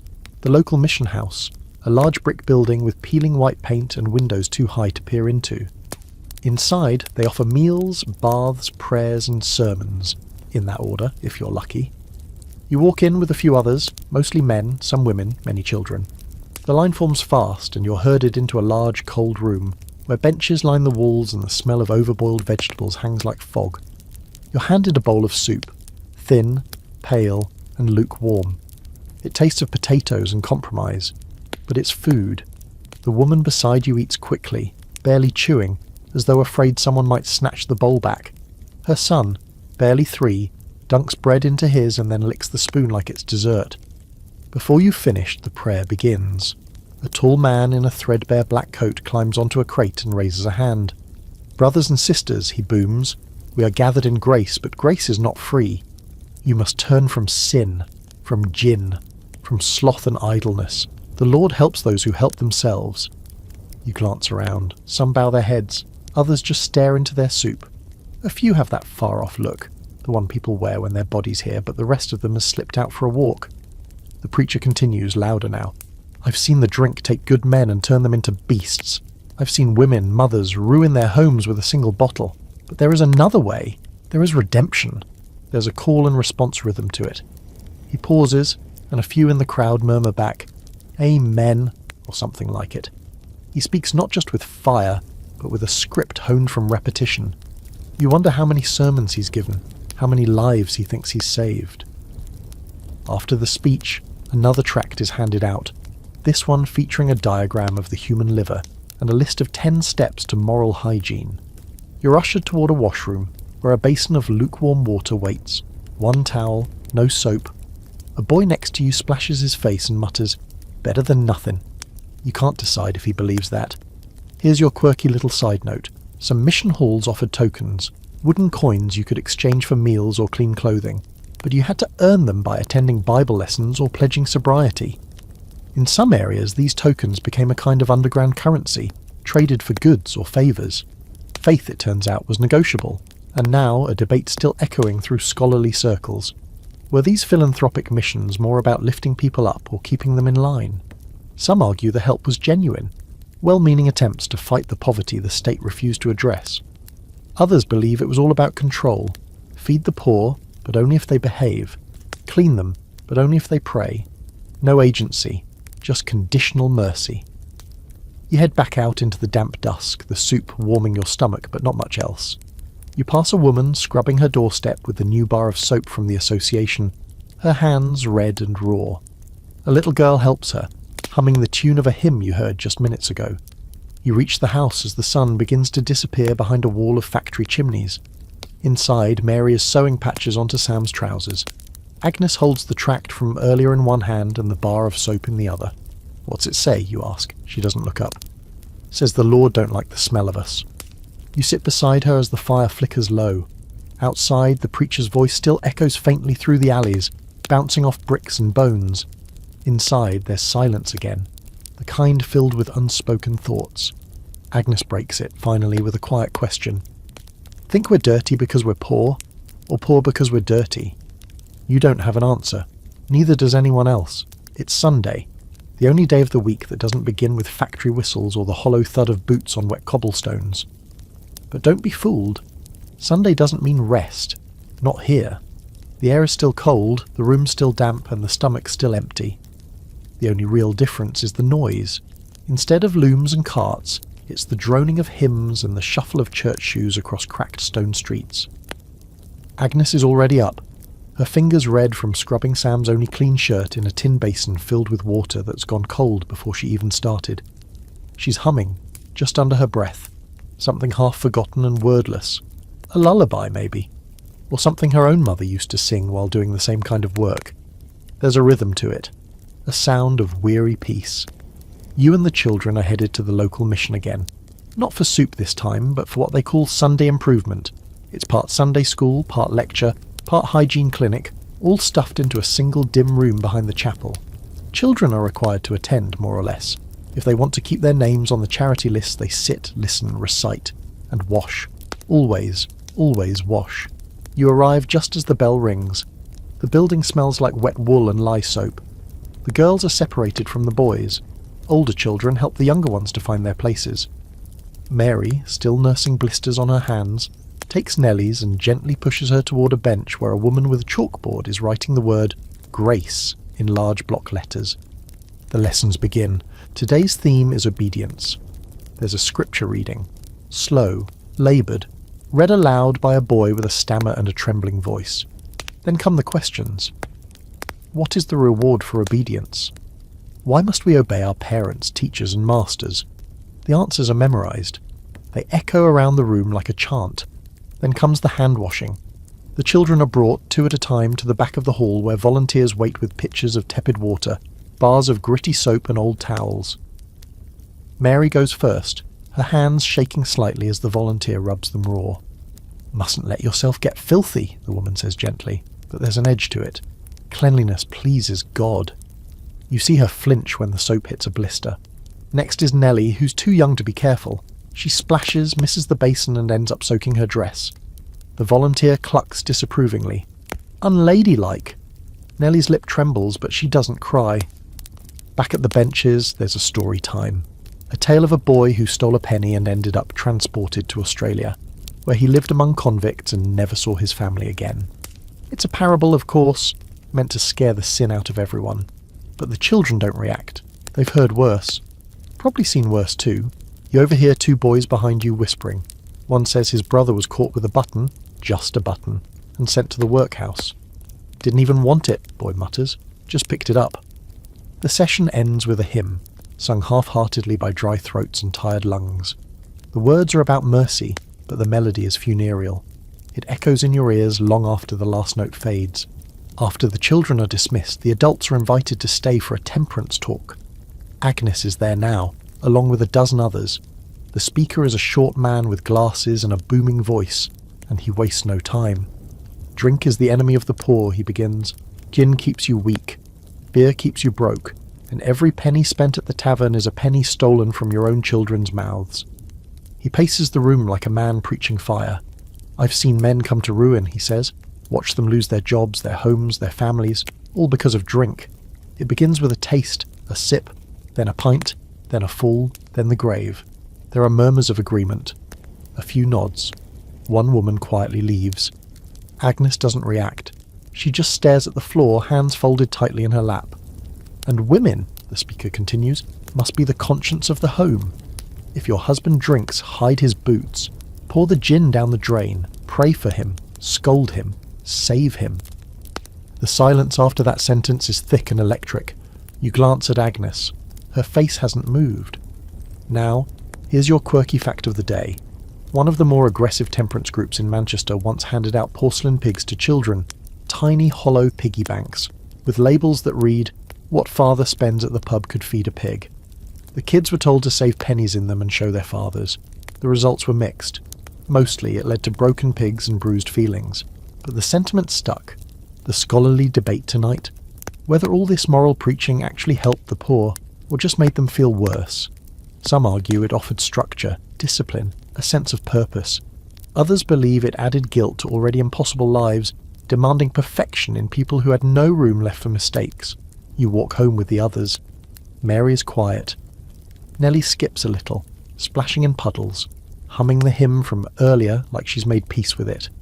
Agnes doesn't speak the entire way. That evening a neighbour drops by with news. The man 2 courts over drank himself into a ditch and didn't wake up. Left behind 3 kids and a wife who hasn't spoken since. No one acts shocked, just sad. Quietly, uncomfortably sad. You help Agnes hang the laundry near the fire. She mutters, mostly to herself, "No drink in this house." She says it like a promise, or a warning. Outside you hear the whistle of a constable and the bark of a stray dog chasing nothing. Rain begins to fall, slow and steady, turning the streets into rivers of soot. Inside, Mary lays out tomorrow's clothes. Sam is already asleep, coughing into his blanket. Nellie curls against her mother. You lie down and think about the soap, the sermon, the way the children stared at the penny thief story like it was both fiction and biography. Grace, they wrote on the board. You wonder if it ever lived here. The sun never really rises in Manchester. It just sort of struggles through the smoke and smog like it's doing you a personal favour. This morning you're following someone new. He's thin, fast-moving, maybe 12 or 13, with a mop of dark hair and a jacket that's more patchwork than cloth. His name is Jimmy, short for something longer probably, but everyone calls him Rat. You're not sure if it's because of his appearance, his speed, or just the way he seems to know every hole and crevice in this part of the city. Rat's a scavenger, a rag and bone boy, one of a small army of kids who make their living not in factories, but on the edge of society, digging through trash, poking at middens, scraping up anything someone else has left behind. He doesn't punch a clock. He works the city like a scavenger hunt, with rules only he understands. You shadow him through the back lanes of the slums, where the houses get tighter and the air gets sharper with the scent of rot and coal. Rat pulls a battered cart behind him, a crate with wheels nailed on, and inside it the beginnings of his day's collection. A strip of copper wire, a bent spoon, a bit of leather, 2 glass bottles that might not be cracked, and half a candle stub that still has some use if you squint hard enough. And he's not working alone. Other kids dart in and out of the alleys, nodding to each other with that wordless street code. There's competition, sure, but also a strange kind of camaraderie. No one's getting rich. Everyone's hungry. They've learned to work around each other, like fish in the same dirty pond. Rat stops at a pile of ash and broken crates near a tannery. He pokes it with a stick, flips a plank and grins. "Lucky," he mutters, pulling out a bit of metal piping. It's rusty and jagged, but it might fetch a penny from the scrap man. Into the cart it goes. Scavengers like Rat are part of a whole unofficial economy, the underlayer of an already bottom-heavy system. They're the unofficial clean-up crew, the recyclers before the word existed. Rags are sold to paper mills. Bones go to the glue factories. Metal gets melted down. Nothing goes to waste, not because of virtue, but because someone, somewhere, will pay a fraction of a penny for it. You follow him to the next stop, a midden yard, a sort of unofficial dumping ground at the edge of a crumbling wall. The stench hits you like a slap. Rotten food, animal guts, human waste. Rat barely reacts. He's seen worse. He hops up on the edge of the pit and starts sorting with the practiced hands of someone who's done this every day of his short life. Found a whole boot once, he tells you. Still had the foot in it. He laughs. You don't. You ask if he's ever gone to school. He shrugs. Went twice. Got hit with a stick. Learned more out here. He points to the pile. This here's arithmetic. Knowing what's worth picking, what's worth carrying. Carry too much junk, you slow down. Move too fast, you miss the good stuff. It's all balance. Rat's a philosopher in rags. He just doesn't know it. Here's your strange little fact for the day. Rag and bone men, especially the older ones, often used rhymes or songs to advertise their services. You'd hear them coming through the streets, singing in flat, nasally tones, any old iron, any rags, bones, bottles. Their voices became part of the city's soundtrack, as familiar as church bells and factory whistles. Kids like Rat didn't sing. They didn't need to. They were the silent collectors. As you follow him down toward the canal, you notice something shift. Rat glances around more often, his steps slow. Don't like this part, he mutters. Too quiet. You soon see why. Another boy, older, broader, steps out from behind a stack of crates. He's got 2 others with him, both with sharp faces and sharper sticks. Rat stops in his tracks. You can almost see the gears turning behind his eyes. The older boy grins. "Find anything good, Rat?" Rat shakes his head. "Just junk. Let me see." There's no real threat in his voice, at least not yet, but you can feel it under the surface. Rat hesitates. Then he pushes the cart forward, letting the older boy poke through it. "Copper's mine," the boy says, pulling out the pipe. "That's worth 2 pence. Rat doesn't argue, not out loud, but his jaw tightens. The older boys walk off, laughing.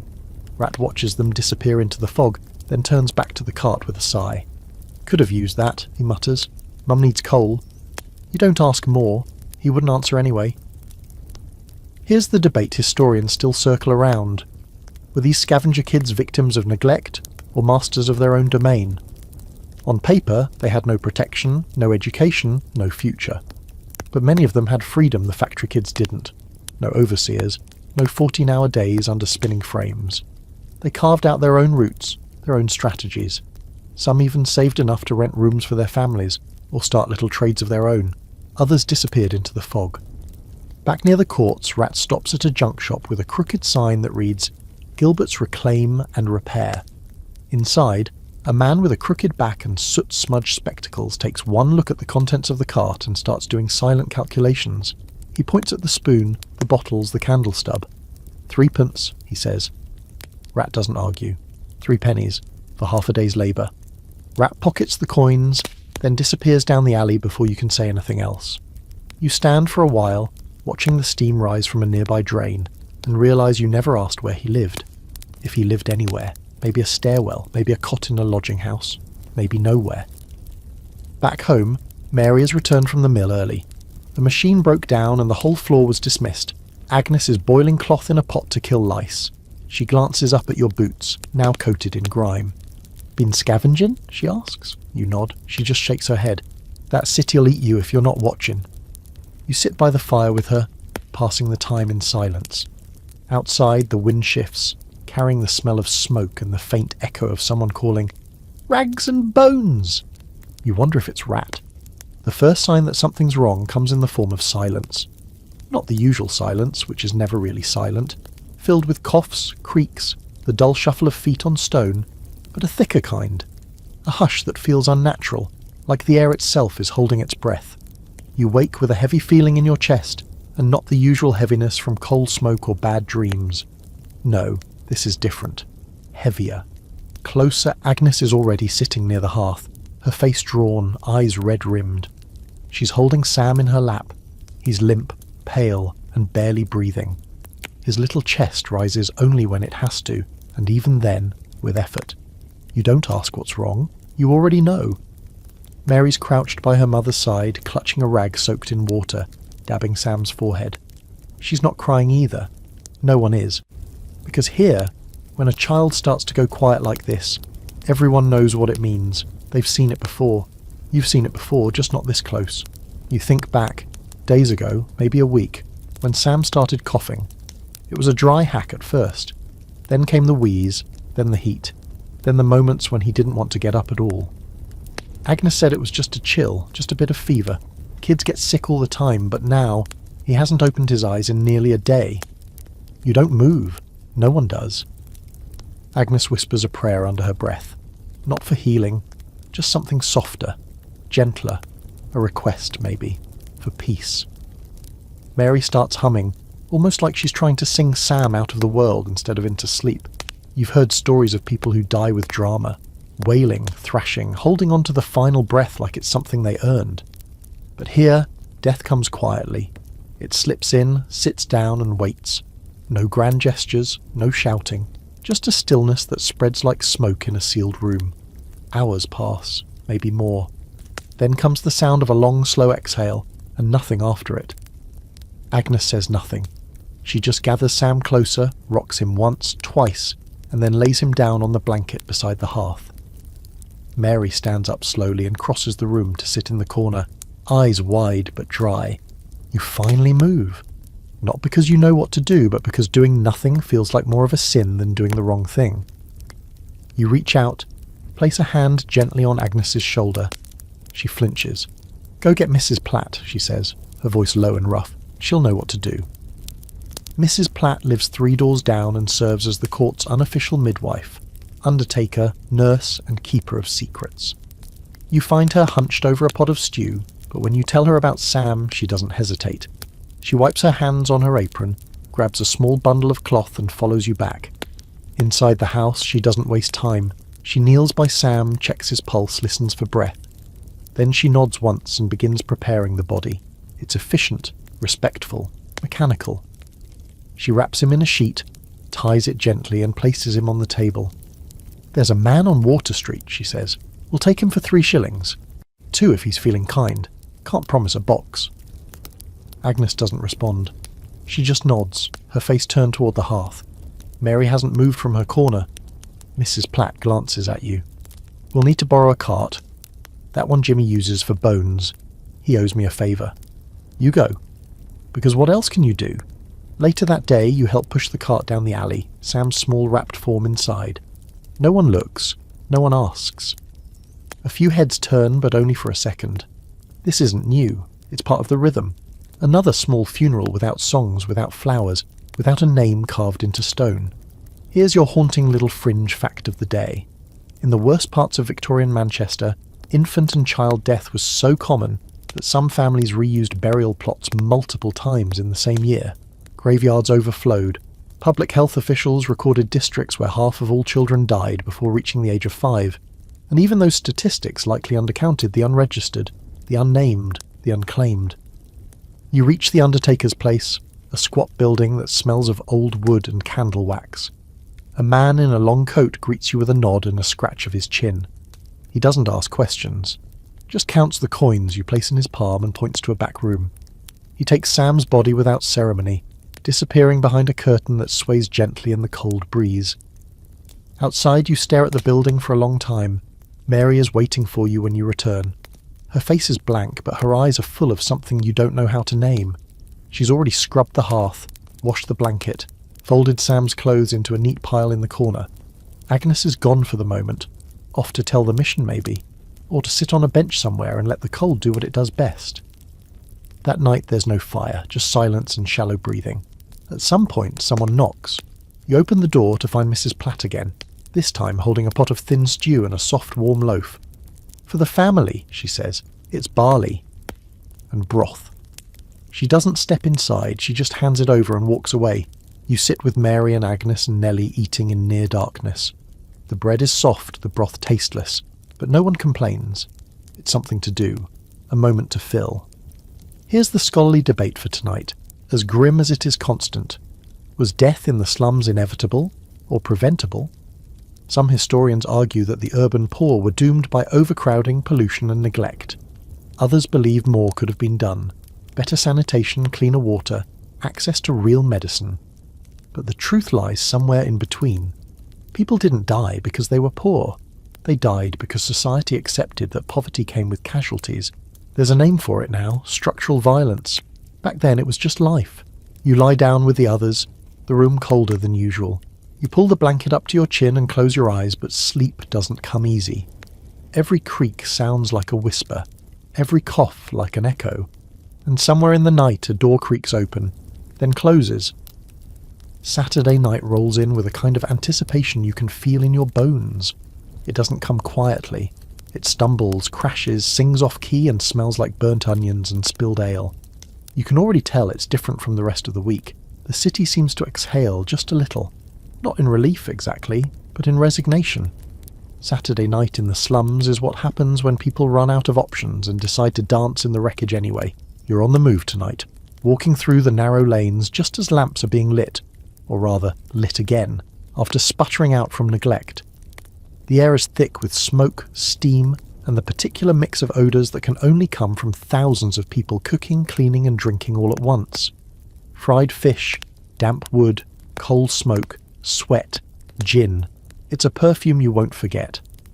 The market streets are still alive, though most vendors are selling the end-of-week scraps. A man with a wooden leg is frying something that might be potatoes, or might not. He's got a chalkboard sign beside him that says supper for a farthing, and people are lining up. You see a woman haggling with a baker over a sack of crumbs. Not loaves, just crumbs.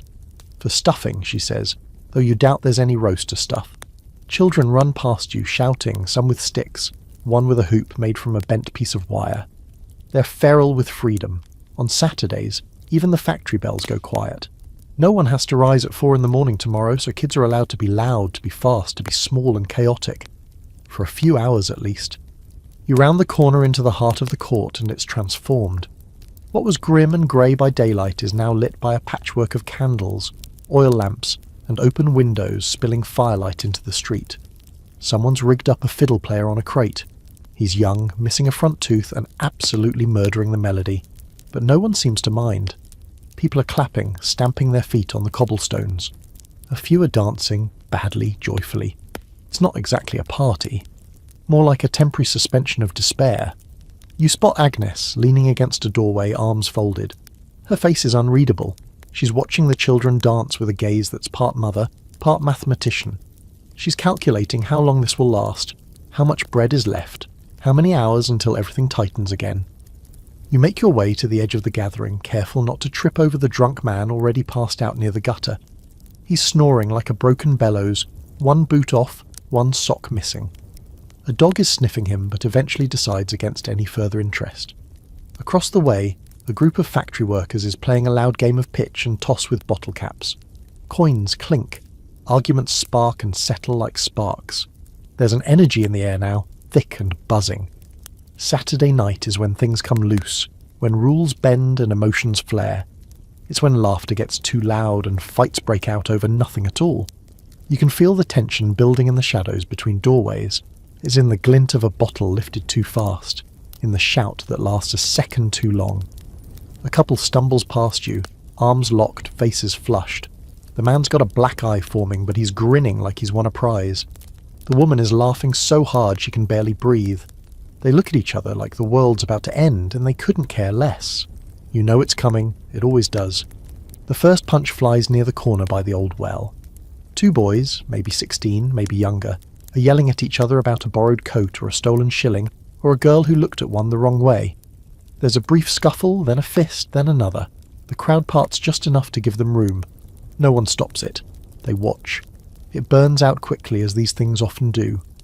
One boy lands a lucky hit. The other stumbles back and it's over. Blood on the lip. Pride more bruised than bones. Someone hands over a rag. The boy presses it to his face and limps away. A few people clap. Not out of cruelty, but out of habit. The fiddle starts again. Just like that, the night rolls forward. Your strange little fact for the evening. Public fighting wasn't just common in the slums. It was, in some ways, expected. A bizarre kind of community pressure existed to defend honour, even over small slights. Fights weren't always personal. Sometimes they were just a way to vent the steam before it built too high. A kind of human safety valve. The real tragedy was when fists turned into knives. But most nights, people walked away with nothing more than stories and swelling. Later you see Mary sitting near the dancing children, hands in her lap, watching. A boy her age offers her his hand, but she shakes her head. She's not in the mood. You don't blame her. Her world changed too fast this week and no song can make it right. You move through the crowd and find yourself drawn into a conversation with a man holding a cracked mug full of something dark and suspiciously flammable. He introduces himself as Jack, and he tells you 3 things without being asked. He's 39, he used to have all his teeth, and he once wrestled a goose in a tavern and won. You nod. He seems proud. Jack then goes on a long rant about his boss at the mill, who docked his pay for showing up late. Never mind that the tram horse collapsed and had to be carried off the road. I walked the last mile, Jack says indignantly, and still got told off like I was late for tea. You listen. Everyone does. Jack's story turns into a broader one about injustice, then into a joke about constables with bad breath, then into a slurred song that may or may not be about Queen Victoria. You don't catch all the words. This is Saturday. This is what relief looks like when you live in a cage made of bricks and rent and soot. Not joy exactly, but defiance. A refusal to let the weekend on a whisper. Here's your scholarly debate for the evening. Did slum communities use these Saturday nights to maintain morale, or to forget reality? Some argue that these rituals, music, dance, drinking, kept people human, gave them connection and culture. Others say they were distractions that prevented revolt, that the rhythm of 6 days' suffering followed by 1 night of release was a trap disguised as tradition.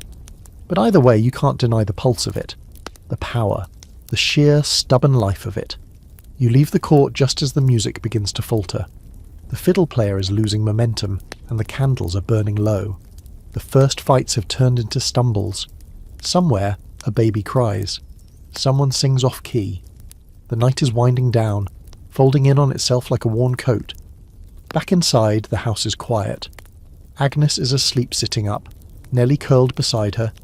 Mary lies with her back to the room, one arm over her eyes. The fire has burned down to embers. You lie down, boots still on, and close your eyes. Your ears are still ringing with the music, the shouting, the laughter. For now, the city is resting. Tomorrow it begins again.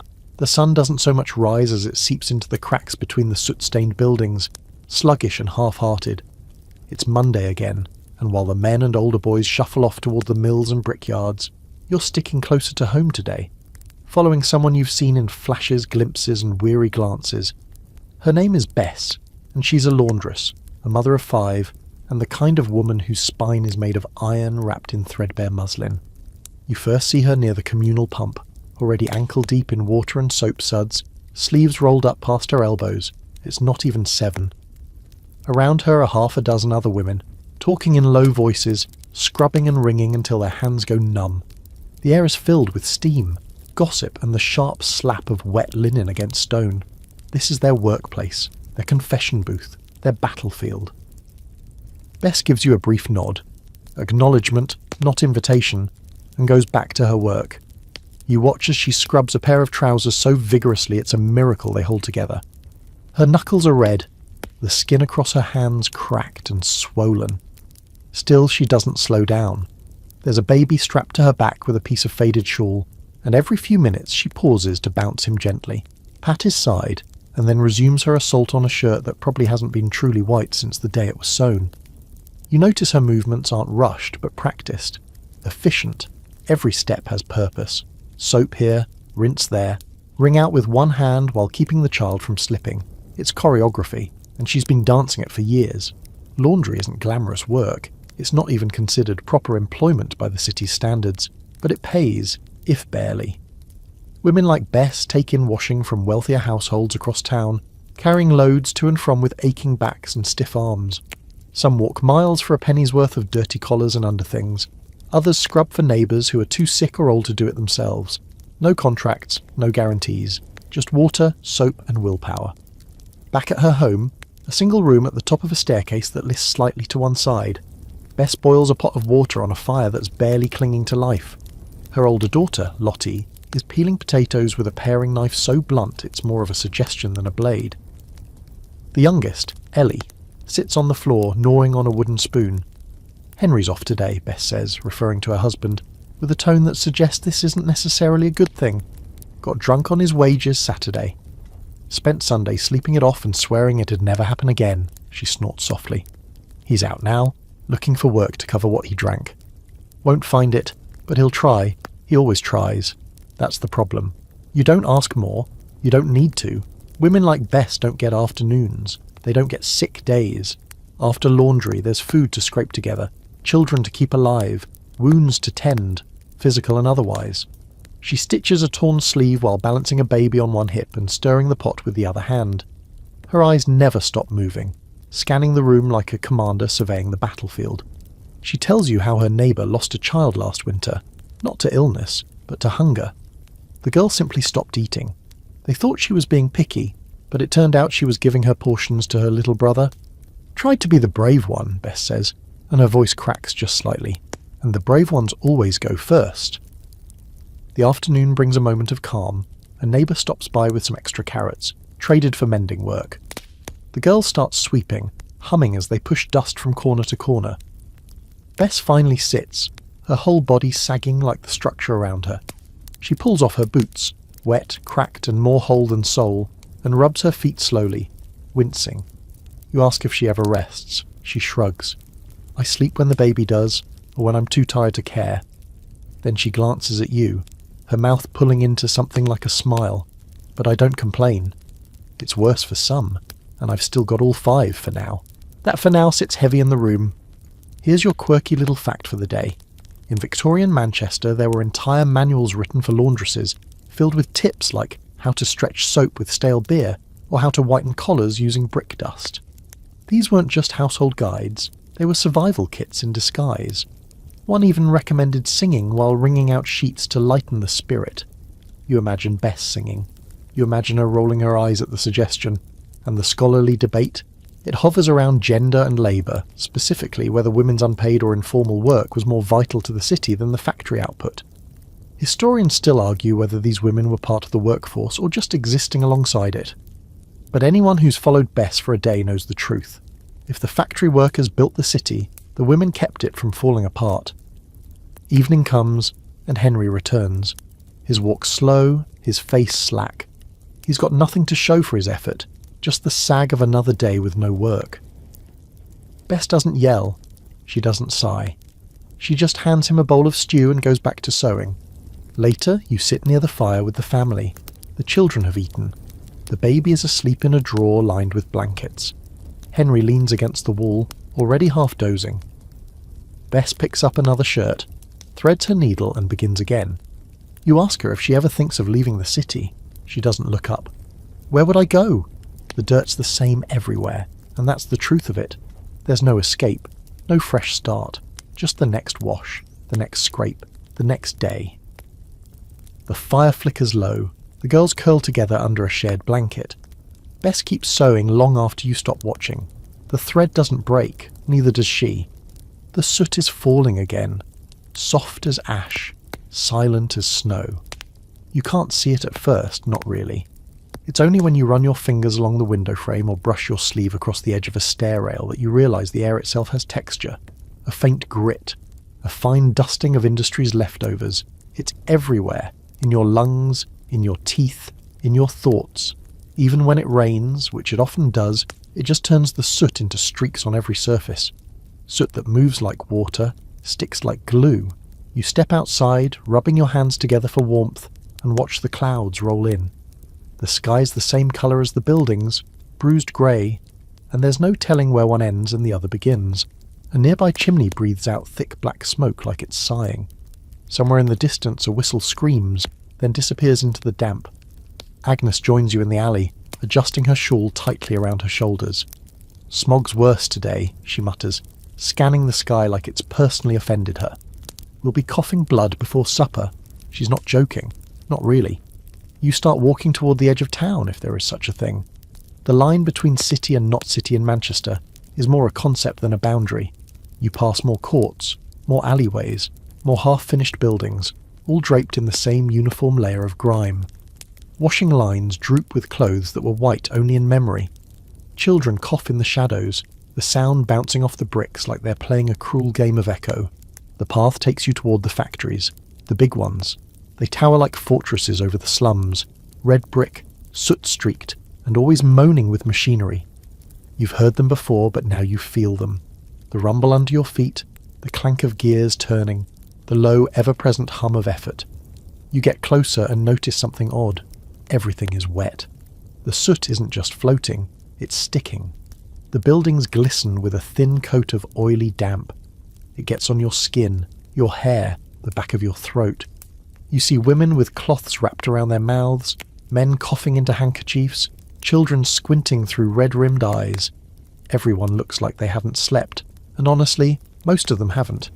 It's hard to sleep when it feels like your lungs are being sandpapered from the inside out. You pass a man standing on a corner, coughing into a rag so violently he doubles over. When he lifts his head, there's blood. He wipes it away like he's brushing off crumbs. No panic, no fuss, just routine. You catch up with a man named Reuben, one of the few chimney sweeps still working even though he's too tall for the job.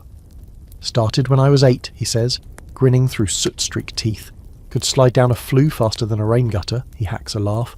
Now I just fix the ones the lads get stuck in.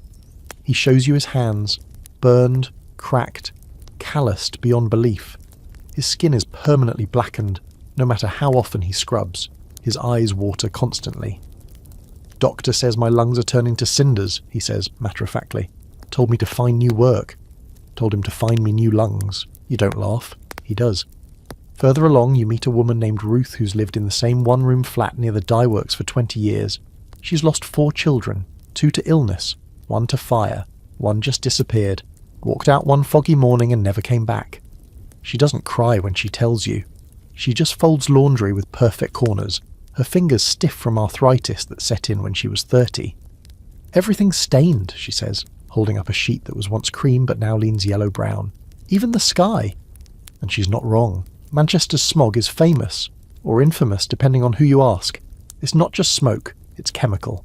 Coal, mostly, but also sulphur, dye residue, steam, ash, and microscopic bits of cotton fibre.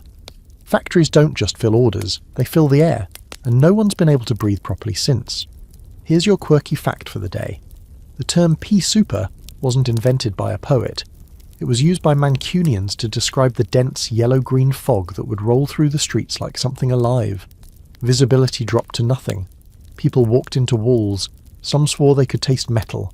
One fog in the 1870s was so bad, a cow fell into a canal because it couldn't see the edge. You walk back through the courts, and everywhere the city seems tired. The bricks sag under the weight of soot. The windows blink slowly, dim behind layers of grime. Even the dogs look resigned. Inside the house, the smell of damp hangs heavy. Agnes is hanging clothes near the fire, though the air's too moist for anything to dry properly. Mary is picking soot flakes off the windowsill. Nellie's nose is bleeding. Again. No one reacts. Agnes just gives her a scrap of cloth and tells her to pinch it. You ask if it ever clears. Agnes gives you a look. You ever seen it clear? You shake your head. There's your answer. You eat dinner in silence, stew so bland it might be broth, maybe with a hint of cabbage. You're not sure. The fire pops, sending a puff of smoke into the room, and everyone coughs in chorus. Mary smiles weakly. Better than the air outside, she says. There's a scholarly debate, of course there is, about how much Manchester's infamous smog contributed to long-term health decline.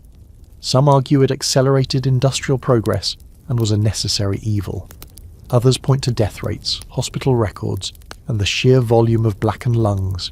They say the city's air was a weapon disguised as weather, a silent killer in a respectable top hat. You fall asleep with that taste in your mouth again, that faint, coppery, burnt metal flavour that won't leave, no matter how many times you rinse your mouth.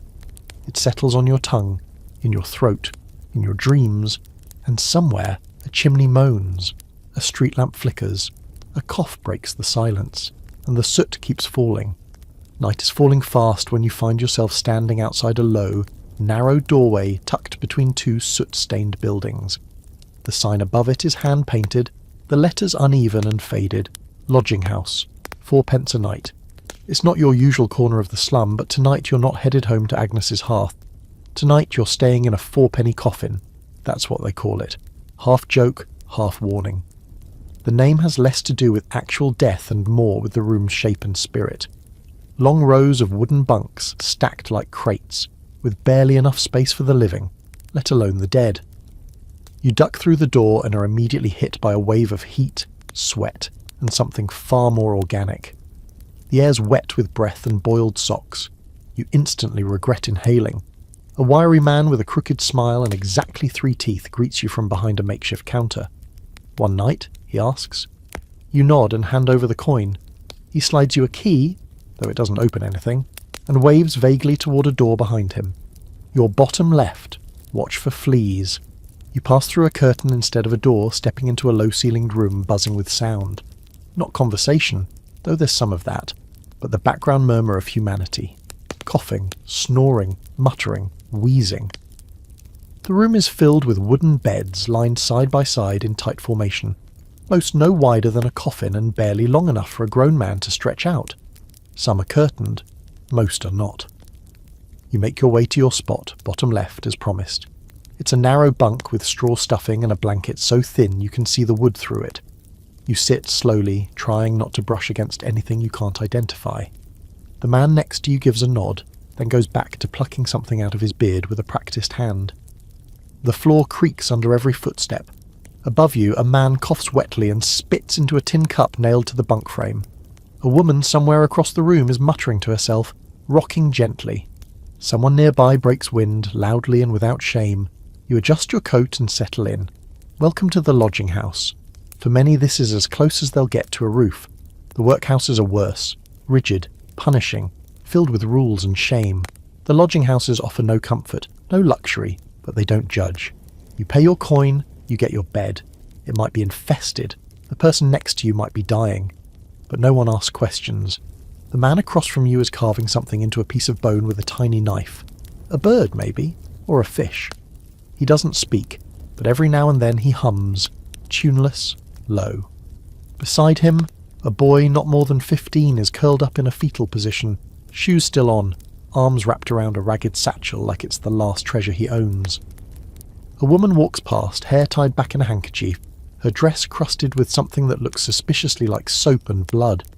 She glances at you but doesn't stop, just finds an empty bed and sits, staring into nothing. You strike up a conversation with the man next to you. Alf, he says. Worked as a navvy once, building railway lines. Broke his leg and couldn't keep up. Now he sells firewood when he can, sleeps here when he has the coin, and in stairwells when he doesn't. It's warm at least, he says, shrugging, and you only get robbed if you snore too loud. You ask how long he's been here. Long enough, he replies, scratching at his scalp. You from round here? You hesitate, then nod. Don't matter, he says. Here, we're all from somewhere we don't talk about. He tells you stories, half-truths maybe, but good ones. About a man who slept here every night for 10 years and claimed he was once a baron. About the girl who gave birth in the bunk across the way without making a sound. About the rats in the wall that everyone swears are growing smarter by the week. Here's your quirky fact. In some of Manchester's rougher lodging houses, beds were rented in shifts. If you worked nights, you slept during the day, and vice versa. Some beds were never truly empty, just passed from one warm body to another, like a handshake of exhaustion. The term hot bedding was literal. It wasn't uncommon for a bed to have 3 or 4 occupants within a single 24-hour stretch. You try to sleep, but the sounds keep you awake. Not just the noise of people, but the creaking, the whispering, the occasional thud. Someone nearby cries out in their sleep. Someone else starts a low chant. A prayer, maybe. You close your eyes anyway. It's later when a fight breaks out. Not a big one. Just a scuffle over space or blankets or snoring. 2 men wrestle briefly in the aisle before one is shoved into a bunk and the other walks off swearing. No one intervenes. The owner peeks in from the front room, shrugs, and disappears. The scholarly debate? Whether lodging houses were lifelines or liabilities. Reformers wanted them regulated. Cleaner, safer, less chaotic. But regulation meant cost, and owners balked. The working poor needed them, and cities couldn't afford to replace them. So they limped along, overcrowded, dirty, vital. A testament to what happens when survival becomes business. You finally drift off in the small hours, just as the cough above you quiets, and the boy across the way begins to snore. Sleep is shallow and filled with flickering images. Bricks, bones, smoke. You dream of beds stacked like crates on a ship going nowhere. At dawn a bell clangs. Everyone stirs. It's time to leave. That's the rule. Pay for the night. Be gone by morning. You step into the alley. Breath steaming, eyes gritty. The city looks different in the early light. Raw, exposed. A few other lodgers mill around, stretching, coughing, rubbing sleep from their faces. You look back at the doorway, at the words above it. 4 pence a night. Not bad, for a coffin with no nails. The sun is barely up when you hear them. Children's voices, high and sharp, cutting through the alleyway like songbirds made of bricks and elbows. You follow the sound, rounding a corner just as a half-dozen kids dart past you in a blur of bare feet, patched trousers and wild laughter. One of them's holding something suspiciously round and red. An apple, maybe, or a tomato lifted from a vendor's cart. Either way, they're not sticking around to explain. These are the street kids of Victorian Manchester. Ragamuffins, guttersnipes, urchins, pickers. No proper names, not really, though each one's got a nickname sharp enough to cut glass. There's Titch, Squib, Spider, Lanky, and a girl everyone calls Cricket because she hops when she walks, the result of a twisted ankle that never healed right. You trail them through the waking slum, past lines of laundry already collecting soot, through puddles that reflect the dull grey sky like broken mirrors. The kids move like water, flowing through tight gaps between buildings, ducking under carts, vaulting over crates. Their energy seems endless, like someone wound them up in the night and forgot to let them stop. They're not on the run, not really, not yet. This is just how they move. You find them again near the gasworks, gathered around a fire built in a metal drum. A few hold sticks with bread crusts skewered on the ends, warming them like fine delicacies. Cricket offers you a bite, It's hard as stone but smells faintly of yeast and smoke. You chew anyway, she grins. Breakfast of kings, she says proudly. None of them go to school. Some have homes, if you stretch the definition, but most sleep where they fall, under carts, in doorways, inside crates, wrapped in stolen rags and hope. Their parents are gone, or working too much to notice, or dead. The street is their parent now, strict, stingy, but at least predictable. Spider, the self-declared leader, shows you his latest find, a pocket watch with no hands. Still worth something, he says, slipping it into his coat lining, which is less clothing and more pocket. You don't ask where he got it. You don't want to know. You walk with them as they make their rounds, not to school or a job, but to the city itself. They know every shortcut, every vendor with a loose grip, every corner where the bread carts linger just a moment too long. One of them, lanky, is a master at pretending to trip. It's his job to create a distraction while the others dart in and lift a crust or two. It's not exactly theft, not in their eyes. It's survival. The city's got plenty of food. It's just in the wrong hands. Here's your quirky fact. In mid-19th century Manchester, there were estimated to be thousands of homeless or semi-homeless children living on the streets. Some sold matches or newspapers, some begged, others did worse. The phrase street Arab was even used by reformers to describe them, as if they were some exotic species rather than just local kids with nowhere to go. At one point, someone tried to round them all up. A man named Thomas John Barnardo, yes, that Barnardo, opened homes, offered education, tried to teach them to comb their hair and stop picking pockets. But not every child could be saved, and not every child wanted to be. The street teaches a kind of pride, a kind of freedom, and some preferred that to rules and sermons. You end up in a churchyard, mostly empty during the day, save for a few loitering pigeons and a boy named Titch, playing keep away with a dead crow. Don't ask. The others join in, shrieking with laughter, chasing each other around gravestones while an old priest watches from a bench, sipping tea, like this is just another part of his sermon. You sit beside him. He doesn't look at you, just mutters, "They're wild things. Not wicked. Just no place to put the fire, that's all." He's not wrong. Later, as the afternoon light starts to fade, you see the change come over them. The laughter fades. The darting slows. They start looking for corners, dry steps, sheltered stoops, places to huddle. Because while the street is a playground by day, it's something colder at night. The wind bites harder, the shadows stretch longer, they separate slowly like birds scattering at dusk. Cricket pulls a bit of cloth from her coat and wraps it tighter around her middle. She doesn't have a blanket, just that. Her eyes are still bright though, still fierce. She points to you. "You sleeping indoors?" she asks, not jealously, just curious. You nod. "Tell your walls to be kind." She grins, then hops away into the fog. Back home, Mary asks where you've been. You say out with the kids, and she just nods. She knows the type. She was nearly one of them before Agnes dragged her back into the fold. Agnes listens without comment. Just keeps stitching. Her needlework's slower than usual tonight. There's a scholarly debate, of course. Always is. Some historians argue that street children were victims, pure and simple, abandoned by a society too focused on profit to protect its most vulnerable. Others say the children were agents in their own lives, carving out autonomy in a system that gave them nothing. Maybe it's both. Maybe it has to be. You lie down on the cold floor, pulling your coat tighter, thinking of Cricket curled in a stairwell, of Spider selling a watch with no hands, of Titch and his crow, of a dozen other names you'll never know. The city sleeps, but not deeply. Never deeply. You hear a whistle in the distance, then a shout, then silence again. It begins with a voice. Not angry, not broken, but loud. Strangely clean and sharp against the muffled sounds of the slum. You hear it echoing off the walls of the alley before you see its owner. "Repent!" it cries, with the bright clarity of someone who believes they're being listened to. "Turn from sin and be redeemed." You turn the corner and there he is, thin, wiry, eyes alight with something that might be faith or fever, depending on how cynical you're feeling.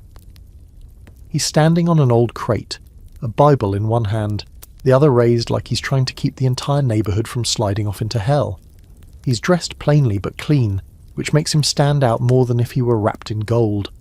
You can tell from the calluses on his hands he's not a stranger to work, but today he's preaching, not pounding nails. A small crowd has gathered, not exactly rapt, but not hostile either.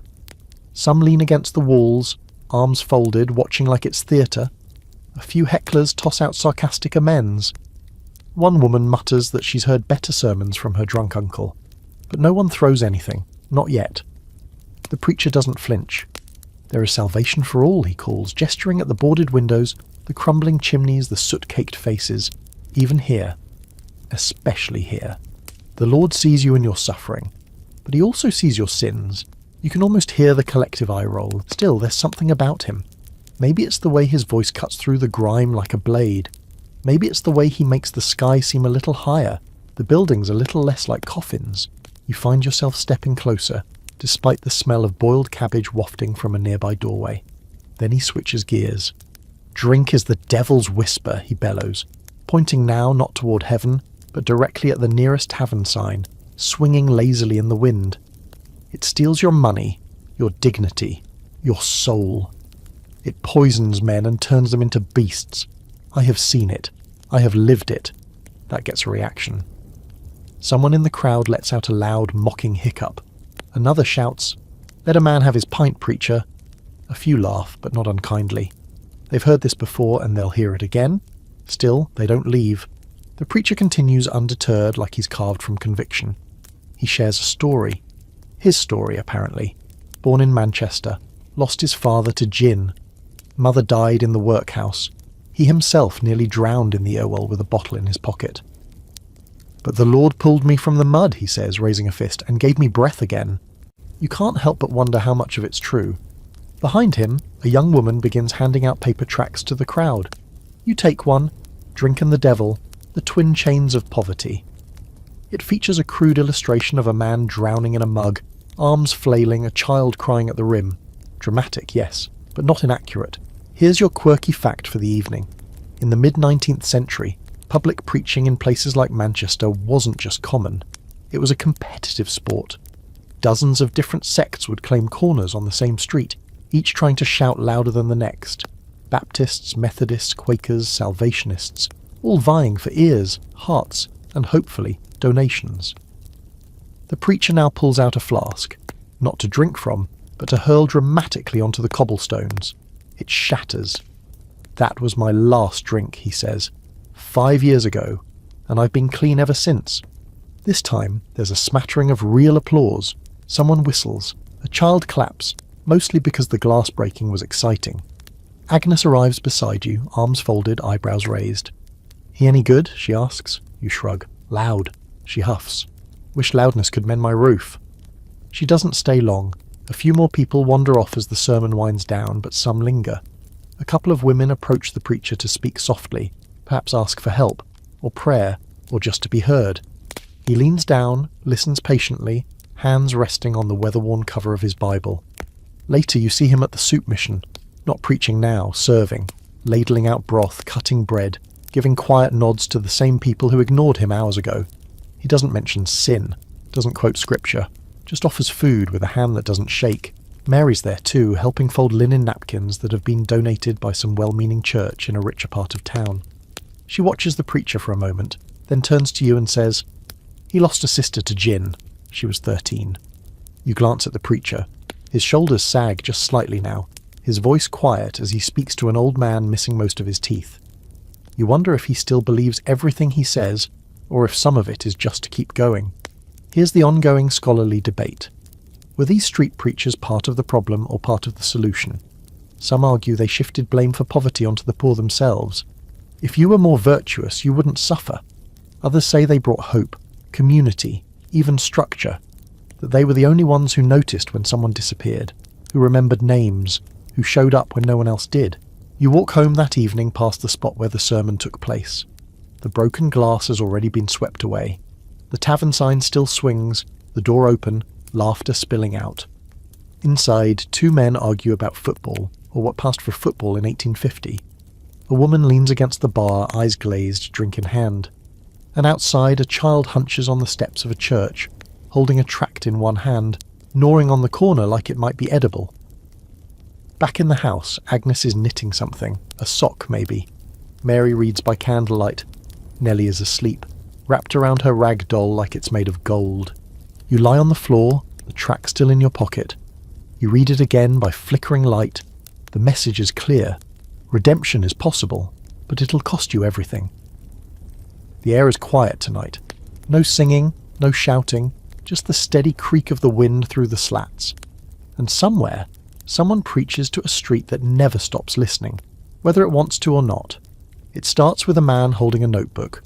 Not the usual scrap paper used for grocery lists or rent tallies, but a proper bound notebook, with pages clean enough to be intimidating. He stands at the edge of the court, neat in appearance but not so polished as to attract suspicion. His coat is worn but brushed, his shoes still too shiny. No soot under the nails, no twitchy eyes from too much gin, and he's not here for bread or shelter. He's watching and writing. You lean against a post, pretending not to notice him while very much noticing him. He sketches quick notes with a short pencil, glancing up every few seconds. You watch his eyes track a woman carrying a coal bucket, a boy limping with a twisted boot, a dog rooting through ash for bone fragments. His expression isn't cruel, but it's not quite empathetic either. It's clinical, the kind that says, I need to get this down, and I need to get it right, but I'm not part of it. You sidle closer. He notices but doesn't flinch. Journalist, you ask? He smiles politely. No, observer. You glance at the notebook. Looks like judgment. He pauses, then flips the cover to show you the title scrawled at the top. Notes for the Commission on Urban Living Conditions, Manchester, 1855. That gets your attention. Turns out he's one of the Watchers, a growing group of social reformers, health inspectors, early sociologists and philanthropists' assistants who've started drifting through the city's poorest quarters. They're part of an unofficial campaign to document the slums, to catalogue the misery. Not necessarily to fix it, though some think that's the goal, but to make it known, undeniable, unignorable. His name's Mr. Fielding, and he's from London. That explains the shoes. He asks questions, all polite, all invasive. How many share your room? Do you boil your water? Has anyone in your family suffered from rickets? What does your husband drink per week? What does he earn? You answer carefully, or rather you don't. You redirect. You mention Agnes, the kids, the mill down the road. He writes everything down. I'm not here to shame anyone, he says. We want to make conditions visible. But to whom? You walk with him a while as he makes his rounds. He pauses at the corner where the children play, noting that their faces are thin, their clothes thinner. He sketches a quick outline of the court itself, marking the open sewer at the centre. You realise with some surprise that he's a good artist, his drawings fast but accurate. He adds a little girl standing barefoot in the filth. That's Nellie, you say. He looks surprised. You know her? She lives here. Fielding hesitates. I see. It's not cruel, but it lands like a stone. Later you pass Mrs. Platt. She's muttering under her breath and glaring at Fielding's back. Last time one of them came by, we got nothing but a sermon and a 3-page article in The Guardian. Didn't clean the court, didn't fix the drains, just made us all sound like rats. But here's your curious historical footnote. These observers, especially those tied to early reform movements, did end up changing the landscape of British cities. Their pamphlets and surveys shocked middle-class readers. They introduced phrases like the dangerous poor and moral degeneracy, which weren't always helpful but at least got attention. Maps were drawn, reports published, sanitation acts proposed. But it came with a cost. People were transformed into data, homes into case studies, children into statistics. There's an ongoing debate about whether this helped or hurt. Did it lead to reform, or did it flatten real people into caricatures? Some say it opened the door to better housing, cleaner streets, and public health infrastructure. Others argue it reinforced a sense of otherness, a belief that the poor were not just poor but inherently broken. You see Fielding again later speaking with Agnes. She's stiff, polite, answering his questions like she's reading off a chalkboard.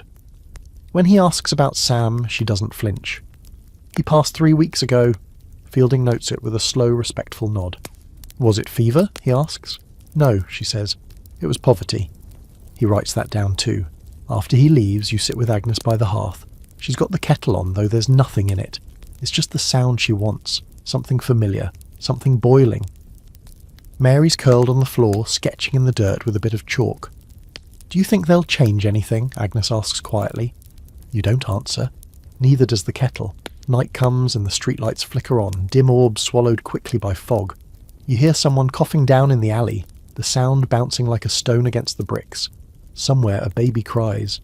Somewhere else a man shouts.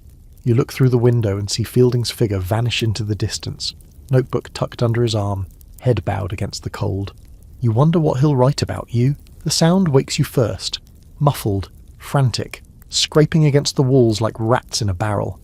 It's still dark, but not the usual peaceful, coal-soft darkness.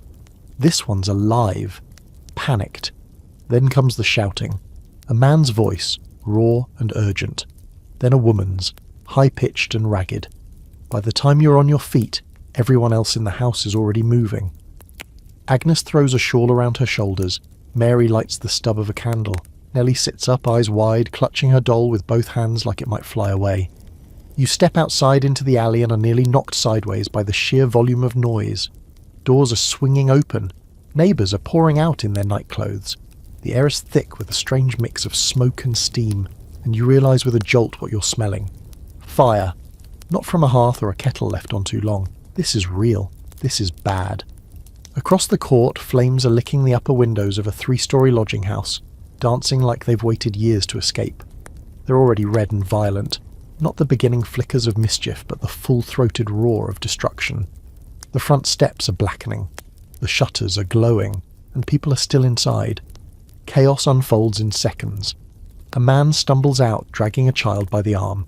Someone tosses a bucket of water that sizzles uselessly against a burning doorframe. Screaming. Real, throat-tearing screaming slices through the thick air. Someone tries to rush in, but the doorway's already collapsing inward. Timbers snapping like bones. There's no fire brigade. Not here. Not yet. You're at least a quarter-mile from the station, and even if someone ran by the time help arrives, there'll be little left to rescue. So the slum does what it always does. It saves itself or burns trying. You see Alf, the firewood seller from the lodging house, rushing toward the flames with a blanket over his head.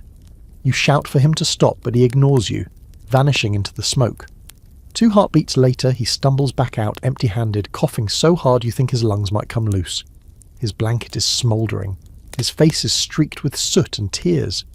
Too late, he gasps. Top floor's gone. You don't ask who was up there. You don't want to know.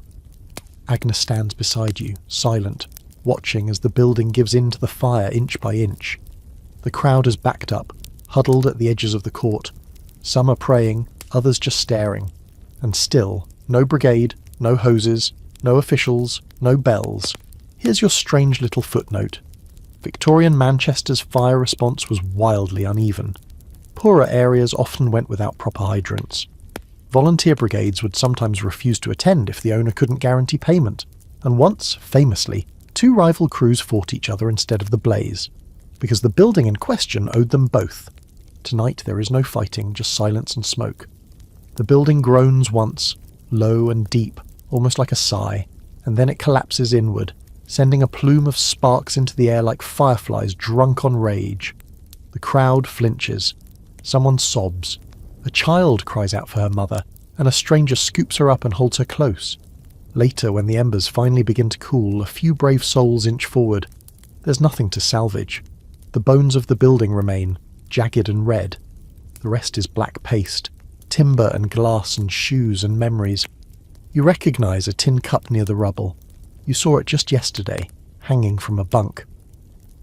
Mary wraps an arm around Nellie, shielding her eyes from the scene. Agnes stands so still, it's like she's part of the wreckage. You ask her, how did it start? Candles, she says, her voice flat. Probably fell, or caught a curtain. Didn't they have a bucket line? They don't even have bedsheets most days. You find a seat on a cracked stone step and watch the sun begin to rise, thin and wan against the haze. People begin drifting home, quietly. No more talk, no more shouting. Just a slow return to what passes for normal. Back inside, Agnes puts on a kettle again. More ritual than necessity. She doesn't speak. Mary curls in the corner, holding Nellie close. You sit by the window, watching a dog sniff at the edges of the ash pile. The scholars like to argue about slum fires, whether they were inevitable tragedies or avoidable consequences. Some point to building materials, cheap wood, coal stoves, paraffin lamps. Others blame overcrowding, lack of regulations, the city's refusal to invest in anything that wouldn't produce profit. Everyone agrees that when the fires came, they came fast, and they didn't care whose name was on the rent roll. You read once that for every fire in the slums, 2 more would start in people's hearts. Not the good kind. The kind that burns and never finds a place to go. Agnes finally speaks. They'll build another. Maybe worse. You nod. No one will write about it, she adds. Maybe Fielding will, she snorts. Fielding will draw a pretty picture and call it progress. That night the city is still again. Too still. Even the usual shouting in the tavern has gone quiet, as if the fire reached in and stole everyone's voice. You lie awake longer than usual, listening to the soft sounds of breathing around you. You think of Alf, of the tin cup, of who else didn't come out, and you wonder, not for the first time, why everything in this city feels like it's made of tinder and hope, and why the hope always burns first. It rains the next morning, proper heavy rain, not the usual dribble that settles into your bones like a wet sigh. This rain feels angry, impatient, pounding the rooftops with a rhythm that demands attention. You wake to the sound of it drumming on the slates, leaking through the cracks, tapping insistently on every bucket, basin and bent tin cup someone's put out to catch it. The slums of Manchester have no mercy in dry weather, but in the wet they become something else entirely, soaked, sagging and slick with danger. Agnes is already awake, placing pans under the fresh leaks. There's one over the stove now, a new one by the window, and the familiar drip-drip near the hearth has picked up its tempo like it's rehearsing for an orchestra. Mary's trying to stop a draught with rags along the windowsill, her hands blue from the cold. Nellie, wrapped in 2 coats and a wool cap far too big for her, watches the water trail down the wall like it's part of some game she doesn't understand yet. You step outside, careful not to slip, and immediately feel your boots soak through. The cobblestones have become a riverbed, the alleyways narrow canals clogged with trash and soot and things best not named. The air smells of rotten rust and that particular stink of wet wool and coal dust that sticks to your throat like paste. People are moving slow, shoulders hunched, heads down, like they've given up arguing with the sky. Today you're following Tom, not one of the children, but a grown man, though the city hasn't been kind to his frame. Thin, stooped, with a limp from an old injury that never healed right.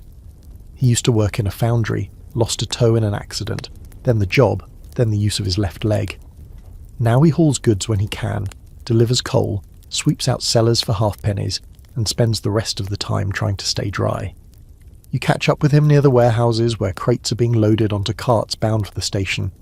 The rain hasn't slowed the pace. Nothing does when money's involved. He shoulders a sack, grunts as he stumbles, then straightens and moves on. One of the warehouse managers barks at him for dripping water inside. No charge for the puddle, Tom mutters. Comes with the city. The manager doesn't laugh. He takes you on his route. Half delivery boy, half human mule. The streets are slick and shouting. Cartwheels splash mud onto the hem of your coat.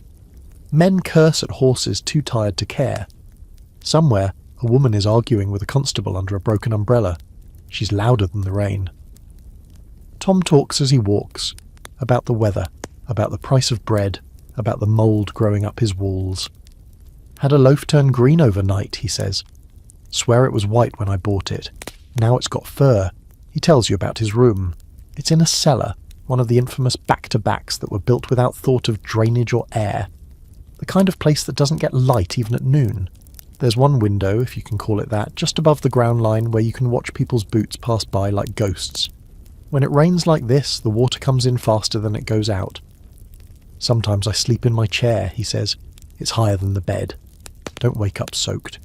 You reach his building, a brick block that looks like it was punched in the face and never recovered. Inside, the hallway smells like damp stone and bad dreams. You descend the steps carefully, past cracks in the wall big enough to fit your hand through. His room is everything you feared and more. Water pools on the floor in irregular shapes. The bed is raised on bricks. A kettle hangs above a fire that refuses to catch. There's a single chair, 3 books warped with moisture, and a pile of wet socks on a line that might once have been a washing rope. Tom sets the sack down and sighs. It ain't much, he says, but it's mine. Most days. That last part lands hard, because the landlords of Manchester don't care if your roof leaks, your floor floods, or your lungs rattle from the damp. They care if your rent is due, and when it is, they come knocking with heavy boots and short patience. Here's your historical tidbit for today. Studies from the time found that some cellar dwellings in Manchester were so consistently wet, mushrooms grew from the walls. Whole families lived underground, in rooms barely 5 feet tall with no ventilation and floors that turned to swamps every time the rain lasted more than a day. Cholera loved these places. So did rats. Tom shows you a bucket he uses to scoop out the water. If I'm lucky, it won't flood tonight. If I'm not, I'll float out by morning. You ask why he stays, he shrugs. Cheapest place that's still got a door. That night the rain keeps falling. The ceiling in your own room starts to drip in 2 new places. Agnes is stuffing a towel under the window. Mary shivers beside the fire, and Nellie curls under the blanket like a hermit crab hiding from the sea. You watch the candlelight dance on the wet walls and listen to the soft, rhythmic splashing of buckets being filled without permission. The air feels thinner when it's this damp, like the city's trying to crawl down your throat and live in your lungs. The scholars like to frame housing reform as a slow, steady battle. But for people like Tom, there is no patience in the rain. Just the now. Just the buckets. Just the knowledge that if you fall asleep without checking the drain, you might wake up swimming. At some point you think about that single window in his cellar, the one that sees only boots, and you wonder what it's like to never know the weather until it's already inside with you. Sleep comes, eventually shallow and interrupted. The rain still hammers, relentless, filling dreams with rushing water and broken floors. And somewhere across the alley, Tom is probably awake in his chair, watching the line between inside and outside blur with every drop. You wake to coughing, deep, racking, hollow. The kind of cough that sounds like something inside is trying to claw its way out. At first, you think it's Agnes. She's had a rough few nights since the fire, her voice hoarser than usual, but it's not her. It's coming from Mary. She's sitting up in bed, pale and slick with sweat. Her hair clings to her forehead, and her breath comes in quick, shallow gasps. Agnes is already by her side, holding a damp rag to her face, whispering soft things that don't mean much but still matter. Nellie stirs in the corner, not yet fully awake, sensing something's wrong but not knowing what. You cross the room, slow and cautious, and see Mary's eyes, wide, fever-glazed, unfocused. She blinks at you but doesn't really see you. Her lips are cracked, her hands trembling in her lap. She tries to say something, but the words crumble into coughs. Agnes looks up, and for the first time since you've known her, you see panic. Not loud, not wild, but cold and deep, like water creeping under a locked door. "Go," she says. "Get Platt." You don't ask questions. Mrs. Platt is already awake, of course. You find her outside, feeding crusts to a trio of mangy pigeons like their parishioners. The second she sees your face, she drops the bread and grabs her bag. "She got the rattle?" she asks. You nod. She doesn't speak again until you're both back inside, kneeling beside Mary, who's now shivering despite the fire being stoked hot and high. Platt lays a hand on her forehead, frowns, checks her throat, lifts her eyelids. "Could be fever," she mutters. "Could be bronchitis. Could be worse." You know what she's really thinking, everyone does. Agnes whispers, "Please, not consumption." That word lands hard, heavier than any plague, any famine, any fire. Consumption, the wasting disease, the slow thief, the ghost with red breath. Mrs. Platt doesn't answer. She opens a small vial and coaxes a few drops between Mary's lips. Mary swallows with difficulty, her face twisted in discomfort. Platt turns to Agnes. "Keep her warm. Lots of broth. No damp." Agnes lets out a bitter laugh. "You see this place?" Platt says nothing. She knows better. Here's your eerie little historical truth. In Victorian Manchester, tuberculosis, consumption, was everywhere. It didn't discriminate like cholera or typhus. Rich, poor, young, old, anyone could be taken. But in the slums it spread like wind through dry grass. Poor ventilation, damp walls, shared beds, bad air. These places were made for it. Some called it the romantic disease, because of the pale cheeks and tragic deaths of poets and artists. But there's nothing romantic about coughing up blood in a room that smells of mould. Agnes sits with Mary all day, wiping her forehead, holding her hand, humming old lullabies you didn't know she remembered. You and Nellie handle the fire, the food, the buckets. It's a strange quiet, the whole house holding its breath, waiting for a fever to break or climb. By evening, the cough deepens. There's a trace of blood on the rag. Agnes doesn't say anything, just presses it tighter in her fist. You step out for air and find the court unusually silent. Even the usual evening songs from the gin house are muted. Word travels fast when someone's ill. Neighbours avoid eye contact, not out of cruelty but caution. Illness makes everyone twitchy. One sick girl can turn into a whole street of graves. Back inside, Nellie asks, "Is she dying?" Agnes doesn't lie. "I don't know." That night, you take turns watching Mary. She sweats, shivers, gasps. She mutters things in her sleep, words half-formed, names you don't recognise. Once, she calls out for Sam. Agnes's mouth tightens, but she doesn't cry. Mrs. Platt returns before dawn with a bit of meat broth and something wrapped in cloth. "Lavender," she says. Might calm her. Might not. You ask what else can be done. She shrugs. If she's strong, she'll fight it. If not, she doesn't finish. Here's the scholarly debate. Was Victorian medicine more help or harm to the poor? Some historians say the era marked real progress. Vaccines, antiseptics, anesthesia. Others argue those advances were for the wealthy, the hospitals, the journals. The slums got snake oil and superstition. If you were lucky, you got a midwife with sharp instincts and a clean cloth. If not, you got dosed with turpentine and left to die quietly. Mary makes it through the night. Barely. The fever doesn't break, but it doesn't get worse either. She sleeps in snatches. Agnes never leaves her side. Her own skin is grey with exhaustion, her shawl damp with Mary's sweat.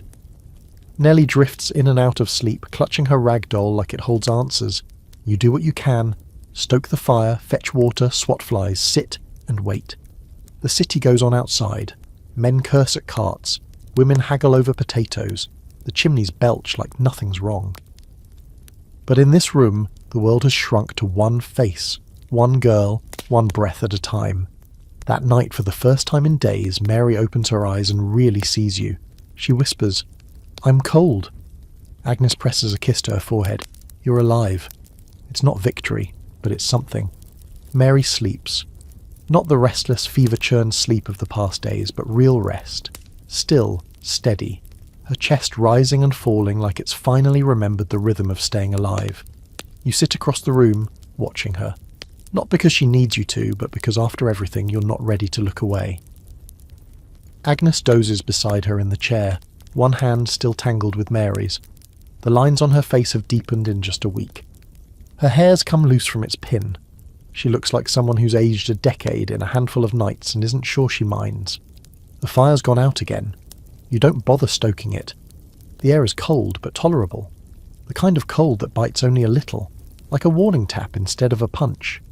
It's morning now, though the sky hasn't changed its mind about being grey. Outside, life is rolling forward in its usual gritty clatter. Men coughing into fists as they shoulder sacks, the distant grind of a tram wheel, chimneys already groaning with the weight of Monday, but inside, for the first time in days, the room feels still. Eventually Mary stirs. She opens her eyes, blinks at the ceiling, then shifts her gaze toward you. "Did I miss anything?" she croaks, and the sound of her voice, rough but clear, makes you smile in spite of yourself. You don't know what to say, everything and nothing. Agnes stirs awake, and for a moment the three of you just sit there, breathing together, letting silence wrap around your limbs like a warm shawl. Nellie peeks her head out from under a heap of blankets, sees Mary sitting up, and lets out a high, relieved squeal that shakes dust from the ceiling. There's no great celebration, no parade, just porridge, quietly made. Mary gets the first bowl, though it's mostly water with a whisper of oats. She eats slowly, carefully, holding the spoon like it's made of glass. No one speaks. You just listen to the clink of metal against tin and feel something shifting back into place. Later that day, people begin drifting by. Spider stops in, looking bashful, carrying a single bruised apple. "Found it," he says. "Didn't nick it." Promise Mary takes it like he's handed her the crown jewels. Mrs. Platt returns with more broth and a slice of bread that's only slightly mouldy. She pats Mary's cheek gently. "You're stubborn. That's good." Then she turns to Agnes and adds, "You, on the other hand, need a bath and a proper night's sleep." Agnes snorts. "Not in that order." Even Fielding returns, the observer with his ever-present notebook. He stands awkwardly in the doorway, cap in hand, eyes softer than usual. "I heard," he says. "Glad she pulled through." Agnes nods, wary. He hesitates. "May I?" Agnes shrugs. Fielding steps inside, kneels by Mary's bed, and instead of writing anything, pulls out a little book from his coat. "Poems," he says. "By Blake. Don't know if you read." Mary smiles faintly. "I can try." He leaves it with her, and just like that, he's gone. Outside, the neighbourhood is still frayed at the edges. The ruins of the fire-blackened lodging house remain, charred timbers like ribs sticking out of the ground. A few children are poking at the ashes with sticks. One finds a melted spoon and holds it up like treasure. No one stops them. The rain hasn't returned, but the damp lingers. Puddles glitter with coal dust. The air smells like wet stone and stale hope. You spend the afternoon wandering the slum one last time. You see Alf again, coughing by the water pump, his blanket wrapped around his shoulders like a shroud. "She's better then," he rasps. "She is," he nods, doesn't say more, just sits down slowly and stares at the mud. Near the market you spot Bess still scrubbing laundry, sleeves rolled high, hands cracked and raw. She doesn't look up, but she hums a tune you recognise, something Mary used to sing when she thought no one was listening. Even Cricket appears for a moment, leaning against a wall like she's been there all day. "Heard the girl's alive," she says, picking at a scab on her knee. "Told you walls can be kind." She gives you a wink, then hops off into the fog. You end the day back in the same room, same cracked floorboards, same soot-stained walls. But something feels lighter. Maybe it's Mary's breathing. Maybe it's Agnes laughing softly at Nellie's failed attempt to comb her hair. Maybe it's just relief. Mary reads to herself from the Blake book, slow and halting but determined. She stumbles over the words but doesn't stop. "And we are put on earth a little space, that we may learn to bear the beams of love." She looks up. "That's nice." You nod. "It is." Here's your final scholarly nugget. Debates still rage over whether the slums of Victorian Manchester broke people or forged them. Some historians argue that the suffering crushed generations, that the poverty was so deep, so systemic, that escape was nearly impossible. Others claim the communities within those broken bricks taught resilience, connection, and resistance, that they were crucibles, not graves. Maybe they were both. As the night settles in, you feel the hush return. Not the silence of despair, but of peace, of hard-fought calm. The fire is low, but enough. The rain stays away. Mary drifts off to sleep, her hand still curled around the little book. Agnes lies back in her chair, arms crossed, eyes closed, not sleeping, just breathing. Nellie murmurs something in her sleep about dolls and jam. You lie down, pull your coat around your shoulders, and let the quiet hold you. You'll remember this place, not for its filth or sorrow, but for its stubbornness, its scraped-together joy, its people who survived not because of the city, but in spite of it. The slums never gave gifts, but every once in a while they let someone live. The city sleeps for now. Not deeply, Manchester never truly rests, but with a gentler rhythm tonight. The soot still lingers in the air, sure, and the drains still gurgle like they're trying to speak, but there's something softer about the quiet. No shouting from the alley, no coughing fits from down the hall, no unexpected hammering from the roofless place 3 doors down. You lie still, warmed by the fire's glow, the sound of Mary's soft breathing beside you. The air is cool, but not cruel. Somewhere nearby, Nellie stirs and mutters something about buttered toast, impossibly rich for a dream in this part of town. Outside, a street lamp flickers, guttering like it's trying to decide whether to keep burning. A dog howls faintly from a few blocks away, more out of habit than hunger. And high above it all, the chimneys of Manchester exhale their last tired sighs of the night, soot trailing into a sky too dark to notice. You've seen the worst here. Poverty sharp as nails, rooms that drown in rain, lives that vanish without a whisper. But you've also seen the small rebellions that carry people forward. A loaf shared, a song hummed, a girl who lived. Tomorrow the mills will shriek again, and the carts will roll, and the air will be thick with grit and ambition. But for now, just for now, it's still. So close your eyes. Let the ache in your bones settle. Let the dirt of the day wash off in your dreams. There's no danger here, not tonight. Just the hush of a world catching its breath, and the sound of survival folding itself into sleep.